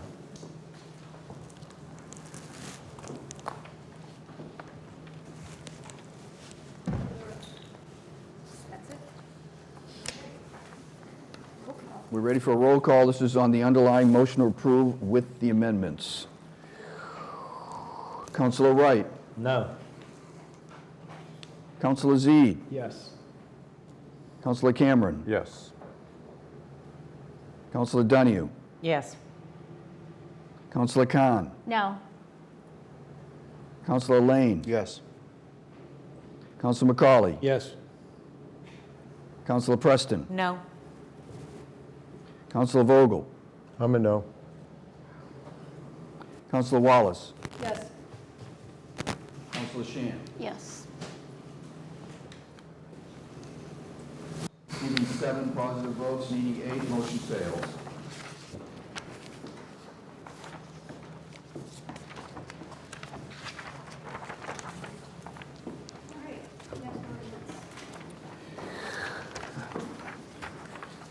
So we have a second reading of ordinance 122.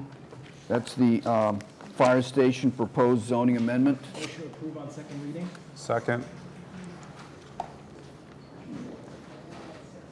Roll call.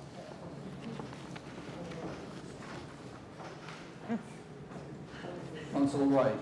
Yes. Councilor Zede. Yes. Councilor Cameron. Yes. Councilor Donahue. Yes. Councilor Khan. Yes. Councilor Lane. Yes. Councilor McCauley. Yes. Councilor Preston. Yes. Councilor Vogel. Yes. Councilor Wallace. Yes. Councilor Shan. Yes. Thank you. Committee items. We don't have anything on economic development. As far as the ad hoc on Market Landing Park, I can tell you that the planning board is meeting on the DOD special permit for the park. It is going to be occurring on the 21st, I believe. So if you all are interested in hearing that one, they are discussing it. Next is Budget and Finance, Councilor Zede. Thank you. Motion to approve appointment 337, Julie Langeran, 13 Cushing to treasurer, collect a 9/125. Second. Thank you. So the committee met on September 1st, and we had Julie came and visited us. We had a nice conversation. She has been with the city for 13 years and worked here first as an assistant treasurer, and before that as an assistant treasurer in Boxford before ascending to the treasurer position. Really enjoys the work, and we did talk a little bit about some of the department happenings. This is the money collection aspect, so Ethan's once you have the money, but this is how the money comes in the door. And the collection rate remains steady at around 98%. There's a good amount of pride, I think, in that number and the continuation in that number at or above 98%. And Julie mentioned they've been able to maintain that for about 10 years. And she also mentioned that, despite that high collection rate, they really do try and work with residents. I mean, there are situations that occur where somebody's having a challenge paying a bill and so forth, and they do as much as they can within the confines to keep them out of tax title and so forth before they have to go down that road. In terms of looking forward, the department is currently trying to hire a clerk. It's a position they have in the budget but have been unable to fill it, so if you know somebody who's interested. They do a lot of work in tandem with the finance department. We also talked about the move from payroll, moving out of the finance department a few years ago. For those of us on the council may recall that, and the report was generally that it's been a favorable move. That was done for accounting control purposes, so that's been good. We talked about some of the challenges, and one thing that was brought up was just continuing to try and smooth out coordination with the schools, just because the schools are so big. and obviously a substantial part of the budget. The last thing that we discussed was, the city's holdings, which is also part of the treasurer's position, is to manage the cash basically we have on hand, which comes in a variety of forms, stabilization funds, et cetera, to the tune of millions of dollars. Also, the trust funds that we talked about, such as the Herman Roy Trust Fund, for example. So she did mention that the Trust Fund Commission is sort of up and running in a way that it hasn't been in years past, but they're meeting regularly. And they were meeting with Bartholomew, which is our financial advisor, essentially investment advisor. I forwarded you the report that she provided to me just for your edification. And then, and they've been, earning about 3 to 4% typically. And unfortunately, the inflation has not given us quite the benefit on that end, as we have seen on as pain on the cost end. And then finally, we did have a conversation about credit card processing, just because this comes up perennially with different, and we asked the question, do you ever think that we could consolidate all city collection from credit cards to one processor? And the answer was, we think we can make improvements, steady improvements, but probably not. And that's because different departments are generally looking for software that fits their needs first, and then oftentimes those come with a card processor. So there definitely could be some consolidation, but doing 100% consolidation would probably be fairly difficult. The committee then voted 2-0 and to recommend her appointment, and I bring that to you tonight. Further discussion? Roll call. Roll call on the appointment of Julie Langueron. Councilor Wright? Yes. Councilor Z? Yes. Councilor Cameron? Yes. Councilor Donahue? Yes. Councilor Khan? Yes. Councilor Lane? Yes. Councilor McCauley? Yes. Councilor Preston? Yes. Councilor Vogel? Yes. Councilor Wallace? And Councilor Shan? Yes. Thank you. That's it for business coming out tonight. I just wanted to update everybody. Committee will be meeting on Wednesday of this week instead of Thursday. Apologies. It's a scheduling conflict on my end, so I take responsibility. But we will meet at 6:30. Probably the biggest thing people might be interested in would be the Bartlett Mall Committee of the Whole. So that will be discussed. We will have the Parks Commissioner liaison to Bartlett, Mr. Chuck Griffin, will be doing a quick presentation. The Special Projects Manager will be available as well. And then the other two things we're planning to take up substantively would be the building inspector, new enforcement fines that came in a little while ago, and the amendment to municipal fees. And then we had a couple new things come in tonight as well, nothing major. But that'll be Wednesday at 6:30. And then finally, I just want to kind of give you the horizon here. The next big thing for budget will be the setting of the tax rate. So we were going to be getting ready for that roughly in November. That's also the time when free cash will unfreeze.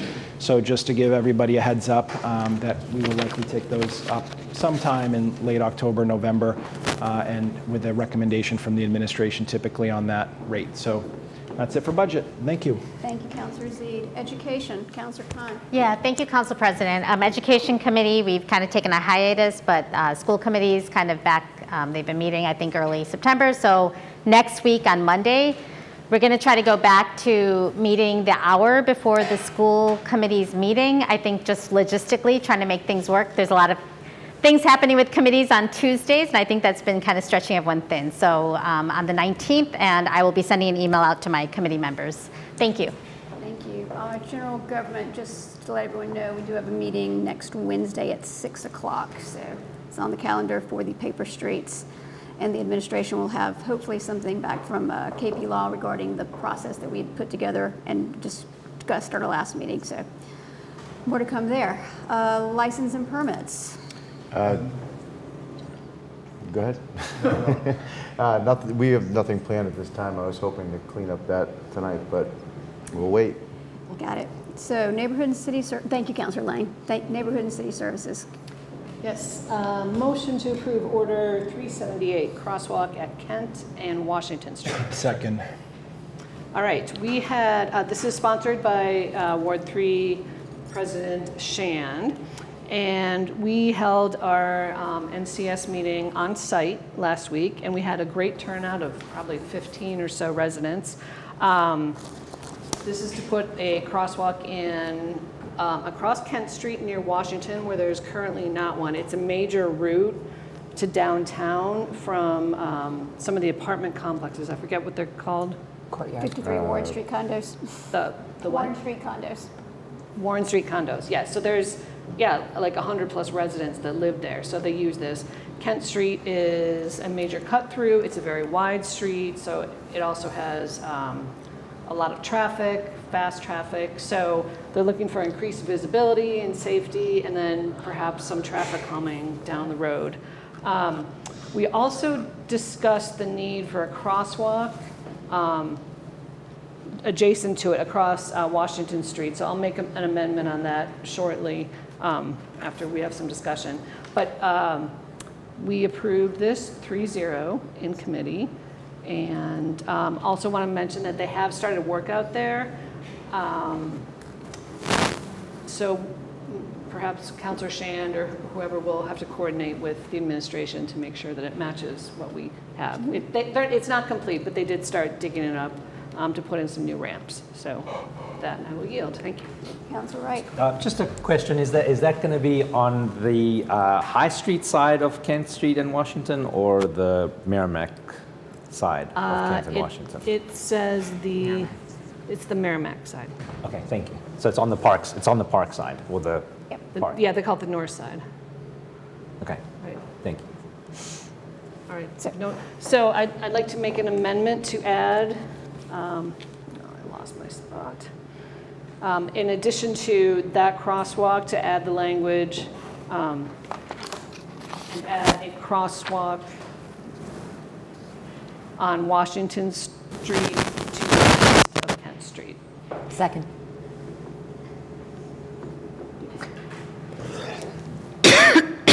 Me saying thank you. Oh, thank you. All right. So, all right, let's vote on the amendment. All those in favor of adding the extra crosswalk across Washington Street at Kent Street, say aye. Aye. All right, so underlying motion. All those in favor of Order 378, say aye. Aye. All right, thank you very much. What else is out of Neighborhood and City Services? Next week, as the mayor had pointed out, we will be having the meeting to discuss the Parks Reorganization Plan. So I will be getting information out, but the meeting is scheduled for 5, we may do 5, 6. We may have to do some other business at 5, so it may be around 6, but I'll get that out. And other than that, that's all I have for now. Thank you. Thank you, Counselor. Counselor Cameron, Planning and Development. Motion to approve Order 381, Eileen Graff appointed as special municipal employee. Thank you. Thank you. So Planning and Development Committee met this evening. It was Councilor Wallace and myself. Councilor Preston was not able to be there. And we did vote in favor of this 2-0. Director Port is here to yet again explain the special municipal employee because I won't do it justice if people need to hear it. So Eileen Graff, as people probably know, is a local architect. She was recently appointed to be on the Fruit Street Historic District Commission. Bonnie Sontag, who is the planning board representative to that commission, was also in our meeting and spoke very highly of Aileen's participation. And so similar to the recent one that we did, Aileen Graff, frequently represents homeowners before boards, typically ZBA, I think planning board also on occasion. So there are times when she's representing a client in front of the city. And so this special municipal employee piece is really like a disclosure, just so it's known that she's has this role on the Fruit Street Historic District Commission while she's representing clients in front of boards. She did say if there's 19 residences in that district, she would not represent any one of those. That would clearly be a conflict. And we also suggested that she file a disclosure form with the clerk. It's kind of a belt and suspenders additional disclosure. So we did approve that, vote to recommend it to your approval, 2-0. We did also add an amendment that we would change the effective date, which, if you have it open in your packet, is effective October 1st. Director Port had put that date in because he wasn't sure when it would be coming before the full council, and obviously we're in the first meeting of September, so I think October 1st was not a bad guess. But she is, I don't know what the matter is, but she is going to be appearing before a board, I think she said, on September 27th. So she asked if that date could be changed either to this date, assuming we approve it, or effective upon, council approval, some language like that. I don't know if Councilor Wallace wants to add anything, but that's my report. Okay. Councilor Wright? So I think we're going overboard with this designation. It says that they are a special municipal employee, which assumes remuneration.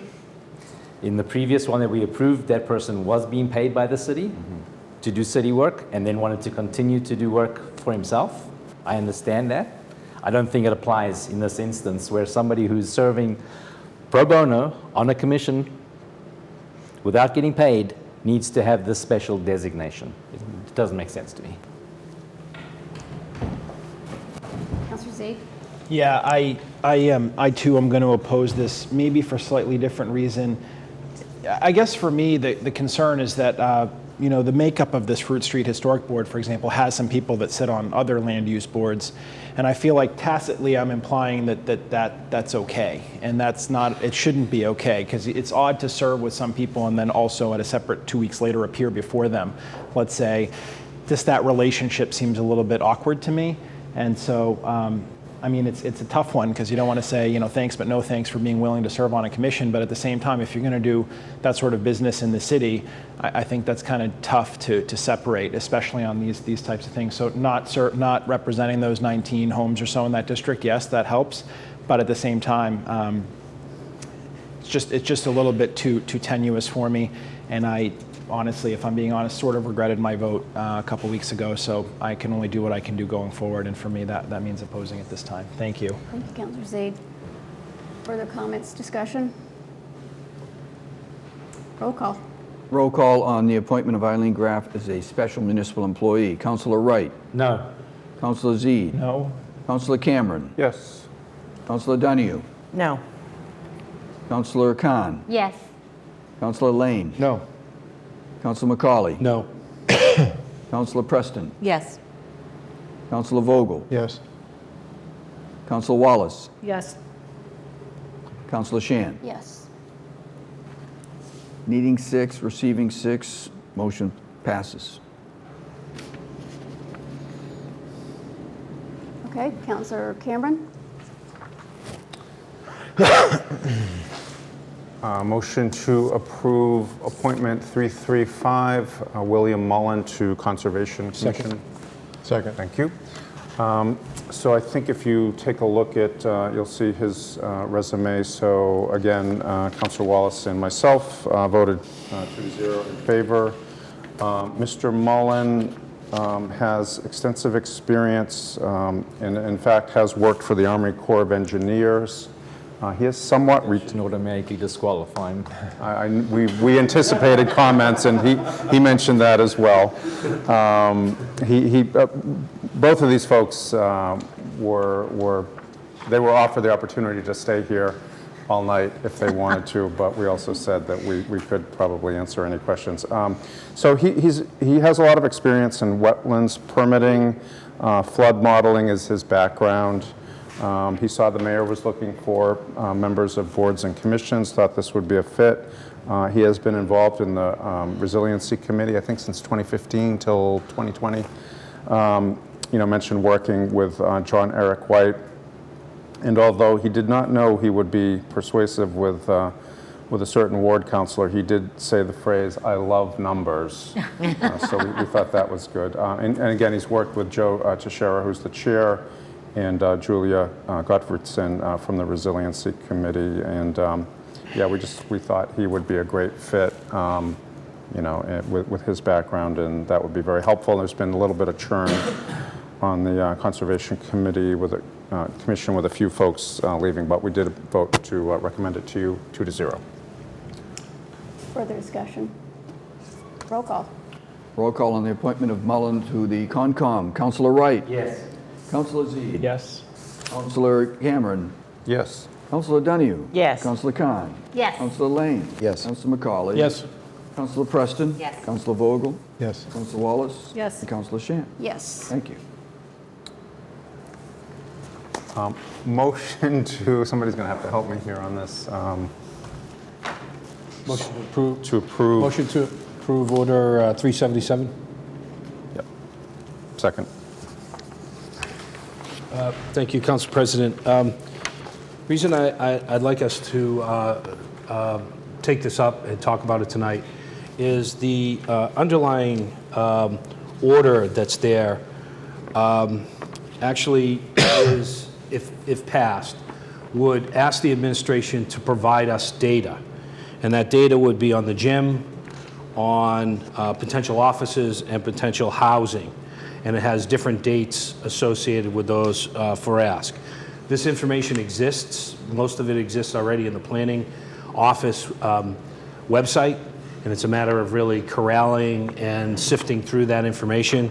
And so it makes no decision as to what's going on at the Brown School itself with the reconstituted Brown School ad hoc. Approving this tonight would allow information to be funneled back that that ad hoc could actually use on their shortened runway to providing a report in January. So, thank you. Good. Yeah, President, if I could, I have made copies because the procedure that was used, it's not in the packet. If anyone would want me to pass these around, or no? No. I'm good anyway. I have it digitally. For anyone interested, I would just read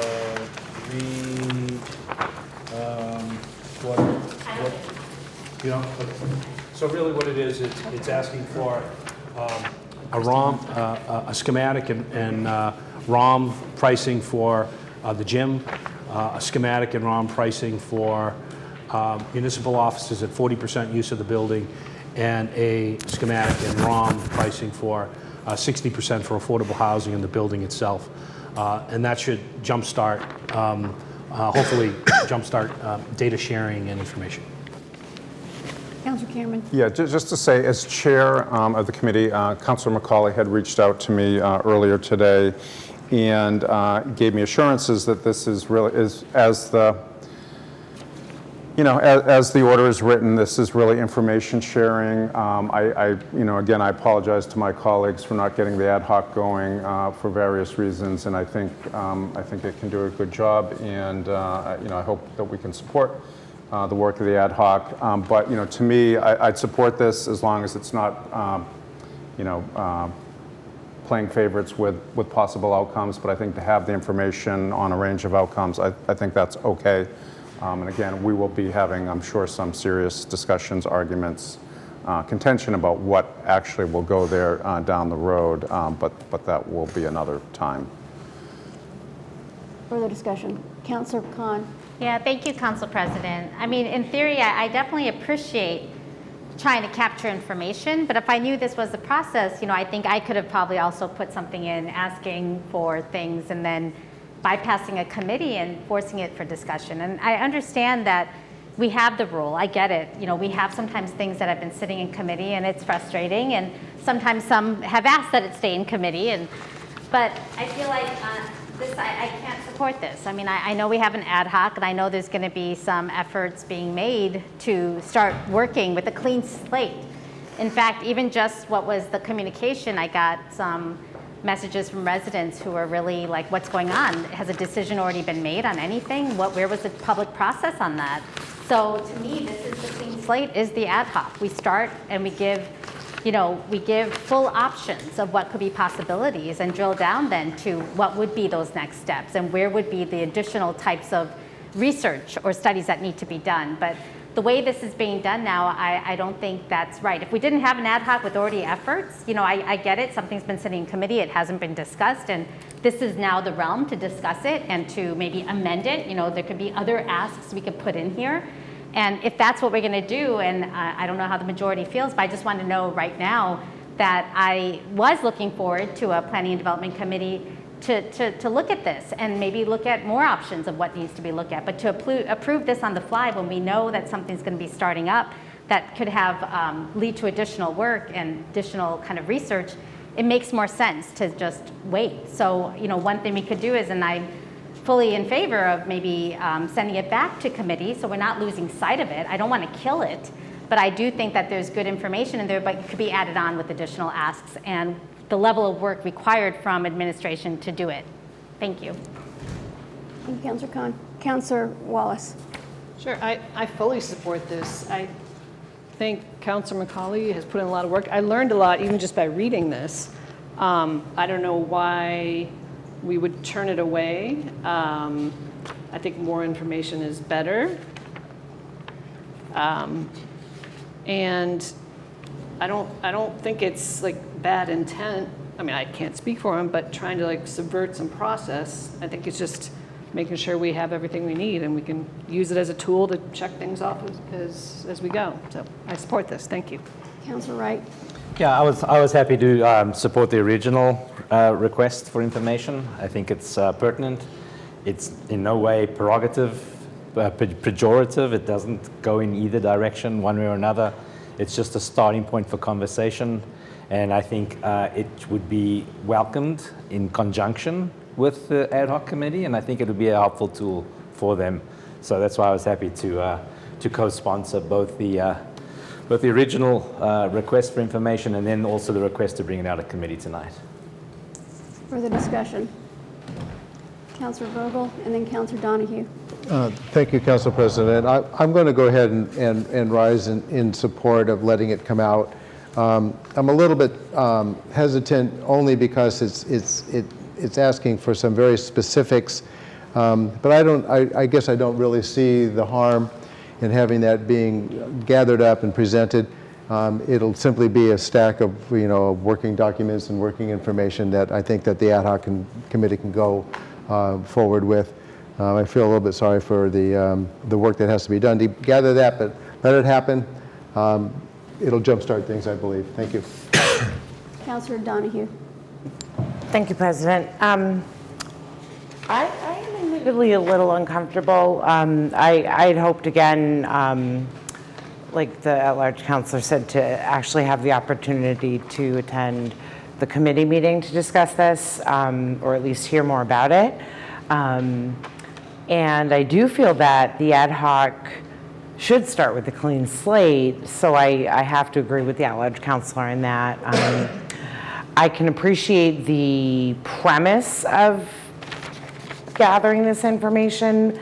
I just am not comfortable with the order, and I'd like to see what the ad hoc is able to do with a clear view. Thank you. Thank you, Councillor Donahue. Further discussion or comments? Councillor Zeid. Thank you. No, I'll support this. I guess, I mean, I've struggled with the ad hoc, as folks know, and I continue to struggle with it. But the question here is, I guess, and we had this argument, I think, some months ago, but respectfully, I don't understand the clean slate argument. I mean, I'd like to see something happen to the Brown School in the next 12 months. So just to cut to the chase on what my goal is, something that's been on the docket for a very long time.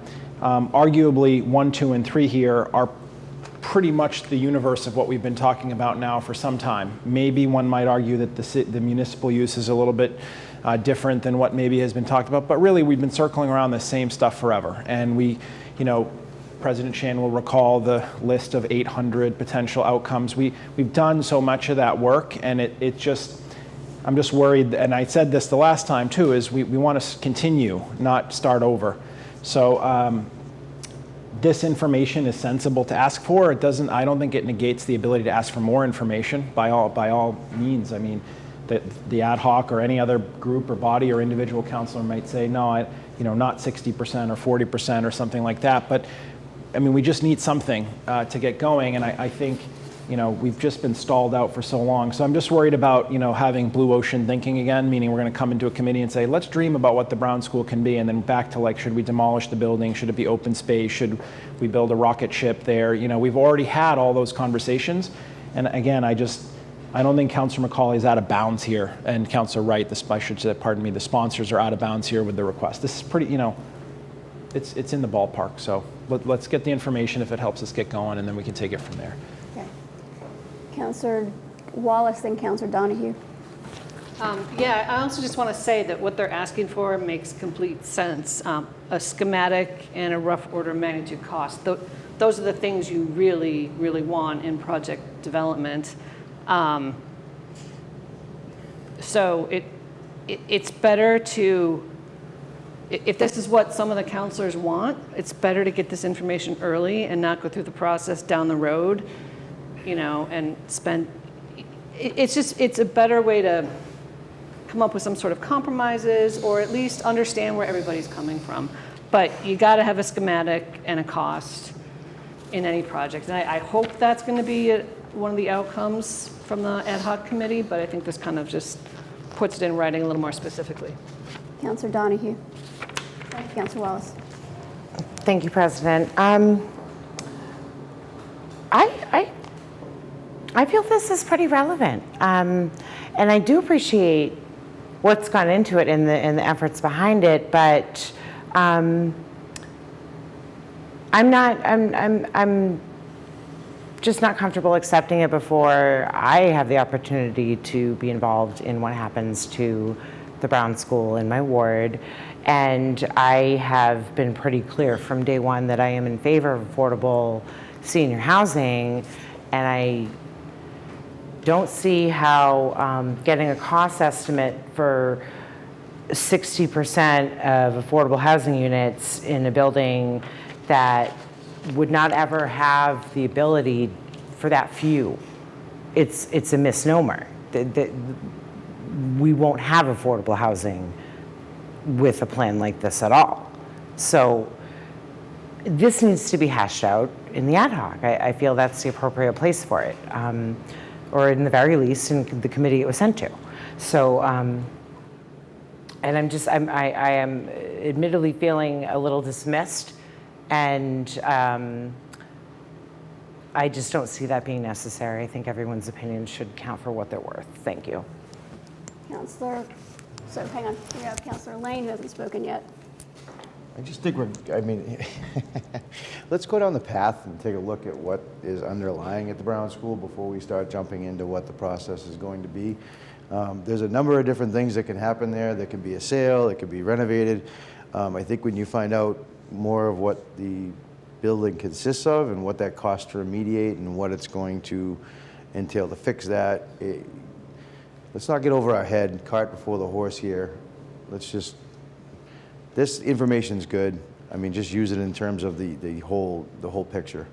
So I think we're getting a little bit too into the weeds here with this. So I'll yield to that. Councillor Zeid had his hands up, then Councillor Khan. I just wanted to see if the sponsor would accept a friendly amendment in 1, 2, and 3, pushing each one of them by 30 days. Yes. So October 15th, November 15th, December 15th. Sure. Which I think is in line with the original intent of basically 30 days from the date it was introduced, just so it's actually has some basis in reality, because September 15th is in 3 days. So if that's friendly, I think that's... Yeah. Yes. Okay. I'm friendly to me. Friendly clerk. So do we move all three, September 15th to November, October to November, and the other was November? November to December. All of them move 30 days up. That way they're all consistent with where they are now. All right, discussion on the amendment? Okay. So we can vote on the amendment? I do want to discuss. Oh. Yeah, thank you. I think timing is a little bit arbitrary, so it goes back to, so we're pushing them out, so September becomes October, October, November, November, December. So this is very arbitrary. We're kind of discussing this on the fly. There's certain things missing. You know, how much would it cost to demo the building? You know, we've heard all kinds of different options. We're killing it. We're really focusing. And let me read some of it, you guys. First of all the whereases before, that's the history on the Brown School. For those of us who've been following it for so long, it's just regurgitated. It's nice, it's here, but it's in other places too. There's a Brown School adaptive, or a Brown School actually landing page on the city's website that talks a little bit about this history. I feel like we're circumventing, and to be honest, we formed an ad hoc, and yes, it didn't kick off. So I actually thought this was a very good order to kind of like, hey, you guys, let's get this moving. So the excitement is we have an order, a communication that kind of rephrase, maybe like realign like people and timelines. We have that. So the creative freedom now to take a look, because here's very specific. How much is it for 40% to be municipal space? 40%. Well, where's that number coming from, you guys? Like, we're going to go and do some tasks. This is not just going to be, oh, someone could just really calculate it. There's like a little calculator and a churner, data churner that will give it to you. You fit in the parameters. We are kind of wasting time when we could actually come up with additional items and look at them together with a holistic vision.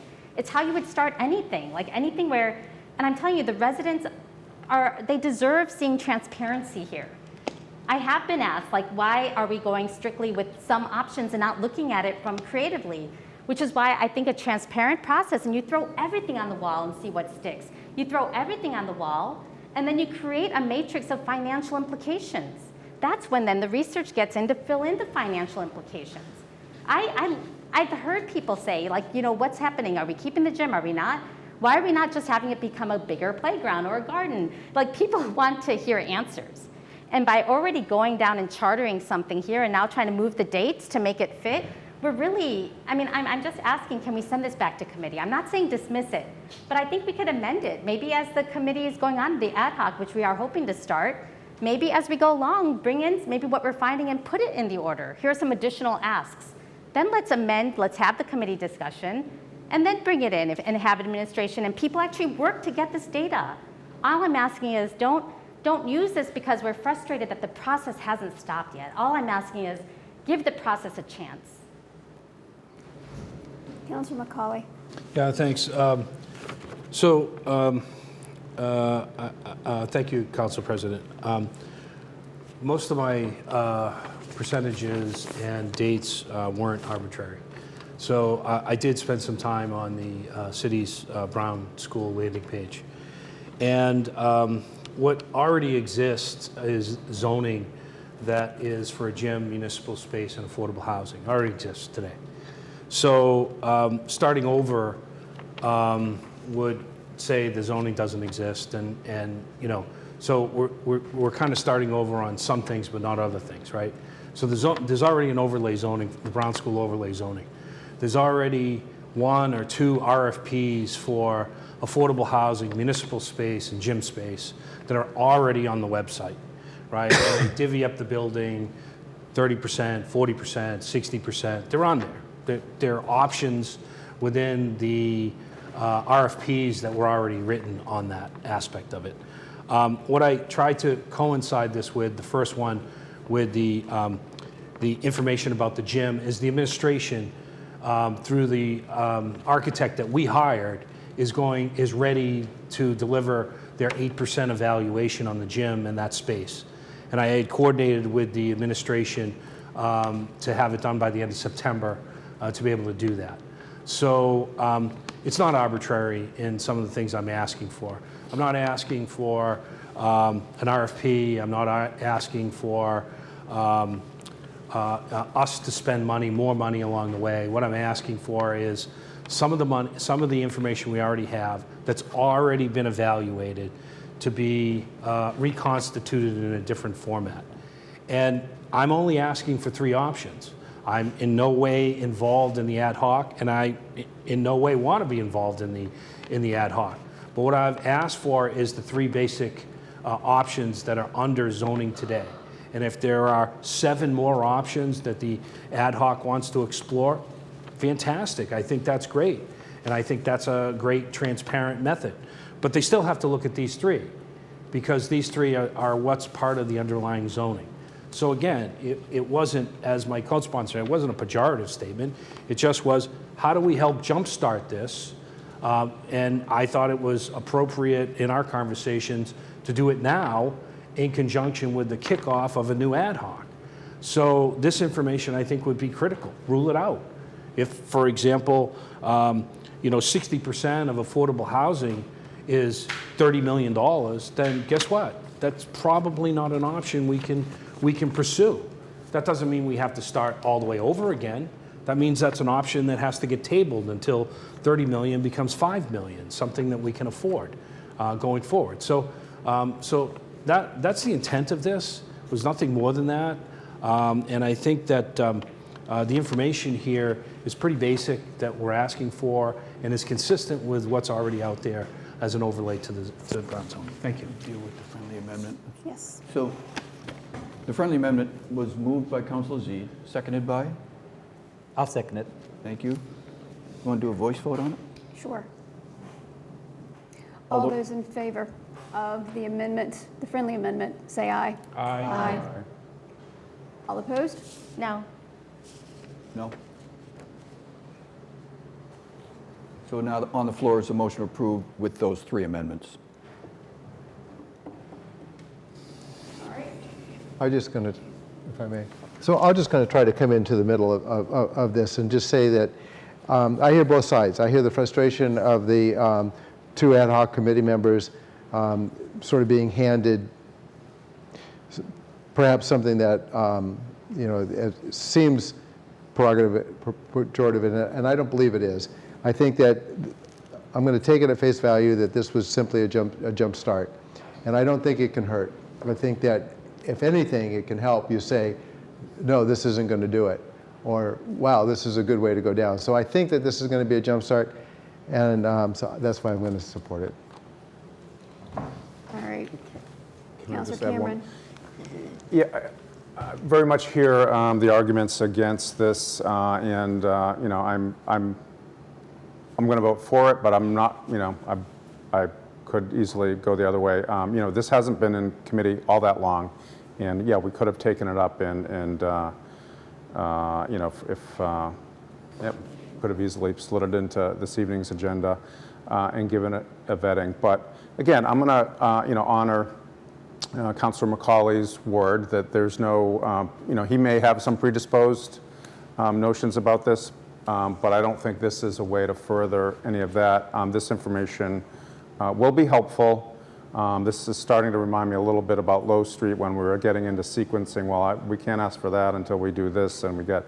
So I don't want to be a part of that. I will say, however, though, whatever information is gleaned from this, the housing use is not going to be something that's going to fall on Newburyport, other than perhaps the Affordable Housing Trust. I mean, this is going to be a development deal where some presumably nonprofit developer, if we don't sell it, if we don't blow it up, if we don't build a rocket ship, if we kind of go towards the housing angle, we'll have to pull lots of state money through various means and make that happen. But again, it is good information to have, so that's why I'm going to vote for it. Thank you, Councilor. I missed the rocket ship. We ready? Yes. So it's a roll call on the motion to approve as amended. Councilor Wright? Yes. Councilor Z? Yes. Councilor Cameron? Yes. Councilor Donahue? No. Councilor Khan? No. Councilor Lane? Yes. Councilor McCauley? Yes. Councilor Preston? No. Councilor Vogel? Yes. Councilor Wallace? Yes. Councilor Shan? Yes. Motion passes. Anything else out of planning development, Councilor? No. All right. Public safety. Thank you. I'll ask you to be patient with me. We have some things that are a bit out of sequence. I'm going to ask for approval for applications 101, 102, and 106. Second. Thank you.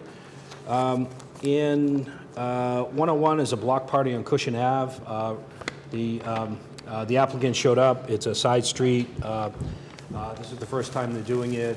They checked off all the boxes, et cetera, along the way. We voted 3-0 to approve it. Application 102 is a block party on Olive Street. The applicant showed up again. Nothing out of the ordinary. It's straightforward as to what we're looking for. And application 106 is Newburyport Youth Hockey Day. It is Tag Day as it is. They sent over today a list of retailers that was there. They will be supervised from 7 to 2. There'll be no kids, there'll be no unsupervised kids running around. They'll be by the retailers in a coordinated fashion. Thank you. All right. All those in favor, discussion? All those in favor of applications, list them off for us again. 101, 102, 106. Got it. Say aye. Aye. Opposed? Motion to approve applications 103, 104, 105. Second. Great. 103 is Newburyport Half Marathon Relay. It's once again, the applicant was in front of us. It's nothing that has to close any streets down or anything like that. It's a relay. There's a donation based upon to different groups based upon what people donate their time to. The Harborside Half Marathon, this is a repeat with a different owner on this. From Cashman through the town, we've asked them to, there will be some, there's no road closures, but they'll be running along the side of the road. We've asked them to put up signage and alert the abutters on this. The difference is in this year, they're going to end at Cashman, and they're going to have beer and wine plus food, nothing for sale. They have approval from the parks, they have approval from the health department, and so they were finally looking for approval from us. Application 105 is Pause for a Cause. It is going to be a walk along the rail trail, and they will have a bake sale-like environment at the end at Parker Street where people can turn around and then walk back. People are encouraged to bring their dogs and walk them along the way. The follow-up we said we would do is to coordinate a health department. They are doing a raffle, which they've applied for, and we did not. We're not getting involved in approval of that, but also see if Animal Control wanted to participate as well from an educational standpoint in that event. So, thank you. All right, further discussion? All right, all those in favor of the 103, 105, and 104, say aye. Aye. Opposed? Motion to approve application 100. Second. This is a block party on Oakland Street. I wanted to take it separately. Typically, we have side streets and connecting streets. This is kind of a main thoroughfare along the way. We spent an inordinate amount of time trying to have the dialogue that this isn't a normal street to close, right? A cone, a chair isn't going to work going forward.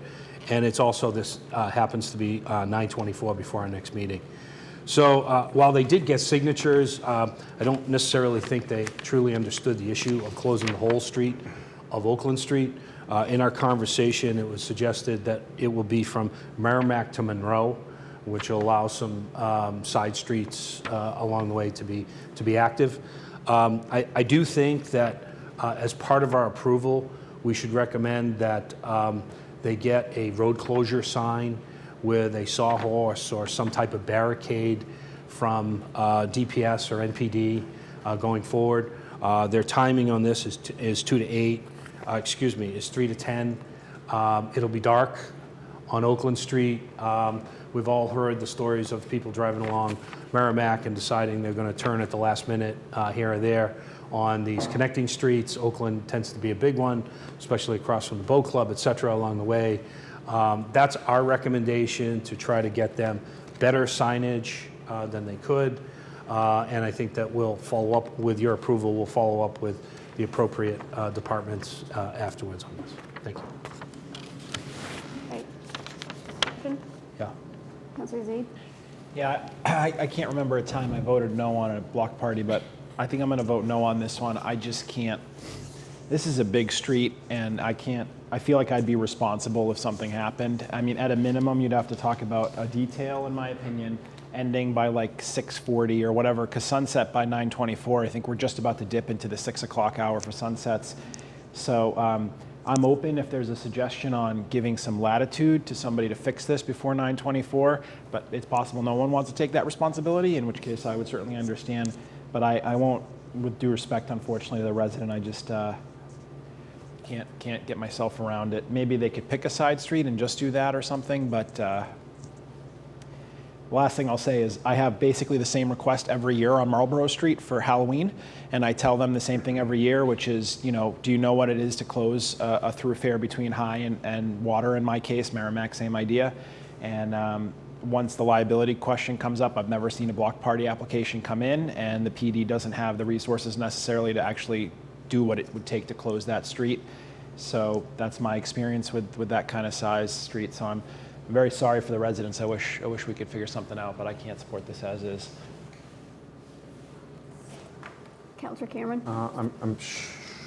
I'm sure this got vetted in committee, but did all the residents from Merrimack to Monroe were aware of it and didn't object or were in support of it? Do you have a sense of that? Yeah, they weren't there.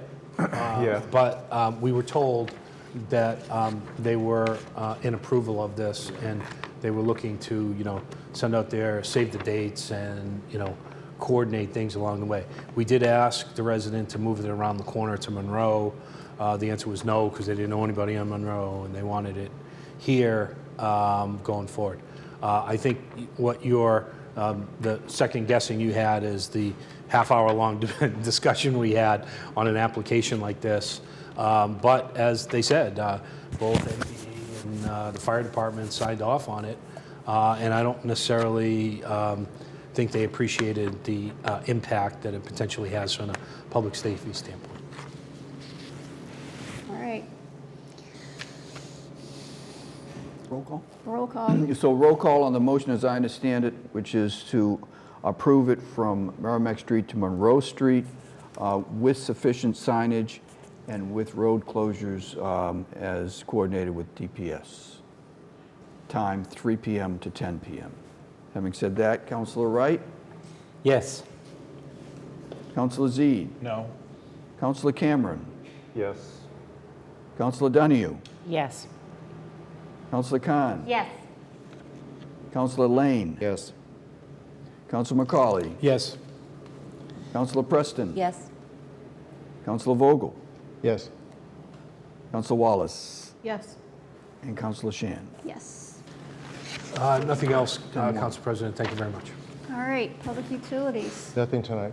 rules. Good of the order. I had one quick thing, if I might. It's a little bit out of order, if you will. I just wanted to make a public statement to say we just had a very important, very difficult, Councilor Lane knows this, election, a lot of hours, a lot of write-ins, a lot of counting. And I just wanted to do a shout out to the Board of Registrars, the wardens and clerks and the poll workers, and particularly the office here. Just outstanding work. Outstanding. Nice. That includes myself. Thank you. It seems like that was like a month ago, but yes, you did a great job. I think that was a very challenging. I was pleased that the new iPad sort of check-in, not using paper, that seemed very smooth. That did go well. And orderly, and nobody was hassled. If I could read someone's mind, perhaps, we did shut off the requirement for licenses. It was not an issue. Yes, that's... Councilor Khan? Can I add on? Not requirement of license, the possibility of a license. I want to add on to that, though, and I do want to thank Councilor Lane for running. I mean, this is democracy. It's great to see someone from this body, and I want to thank for all the hard work and everything you did to be present. So And I should say, parenthetically, everyone was so professional to deal with, no matter whether they won or lost or what. Appreciate that. Motion to adjourn? Second. Just a reminder, folks, tomorrow night, 6 o'clock, upstairs is the parks. Yes, we've moved it upstairs. Hopefully we'll have those owls working. So yes, motion to adjourn. All those in favor, say aye. Aye.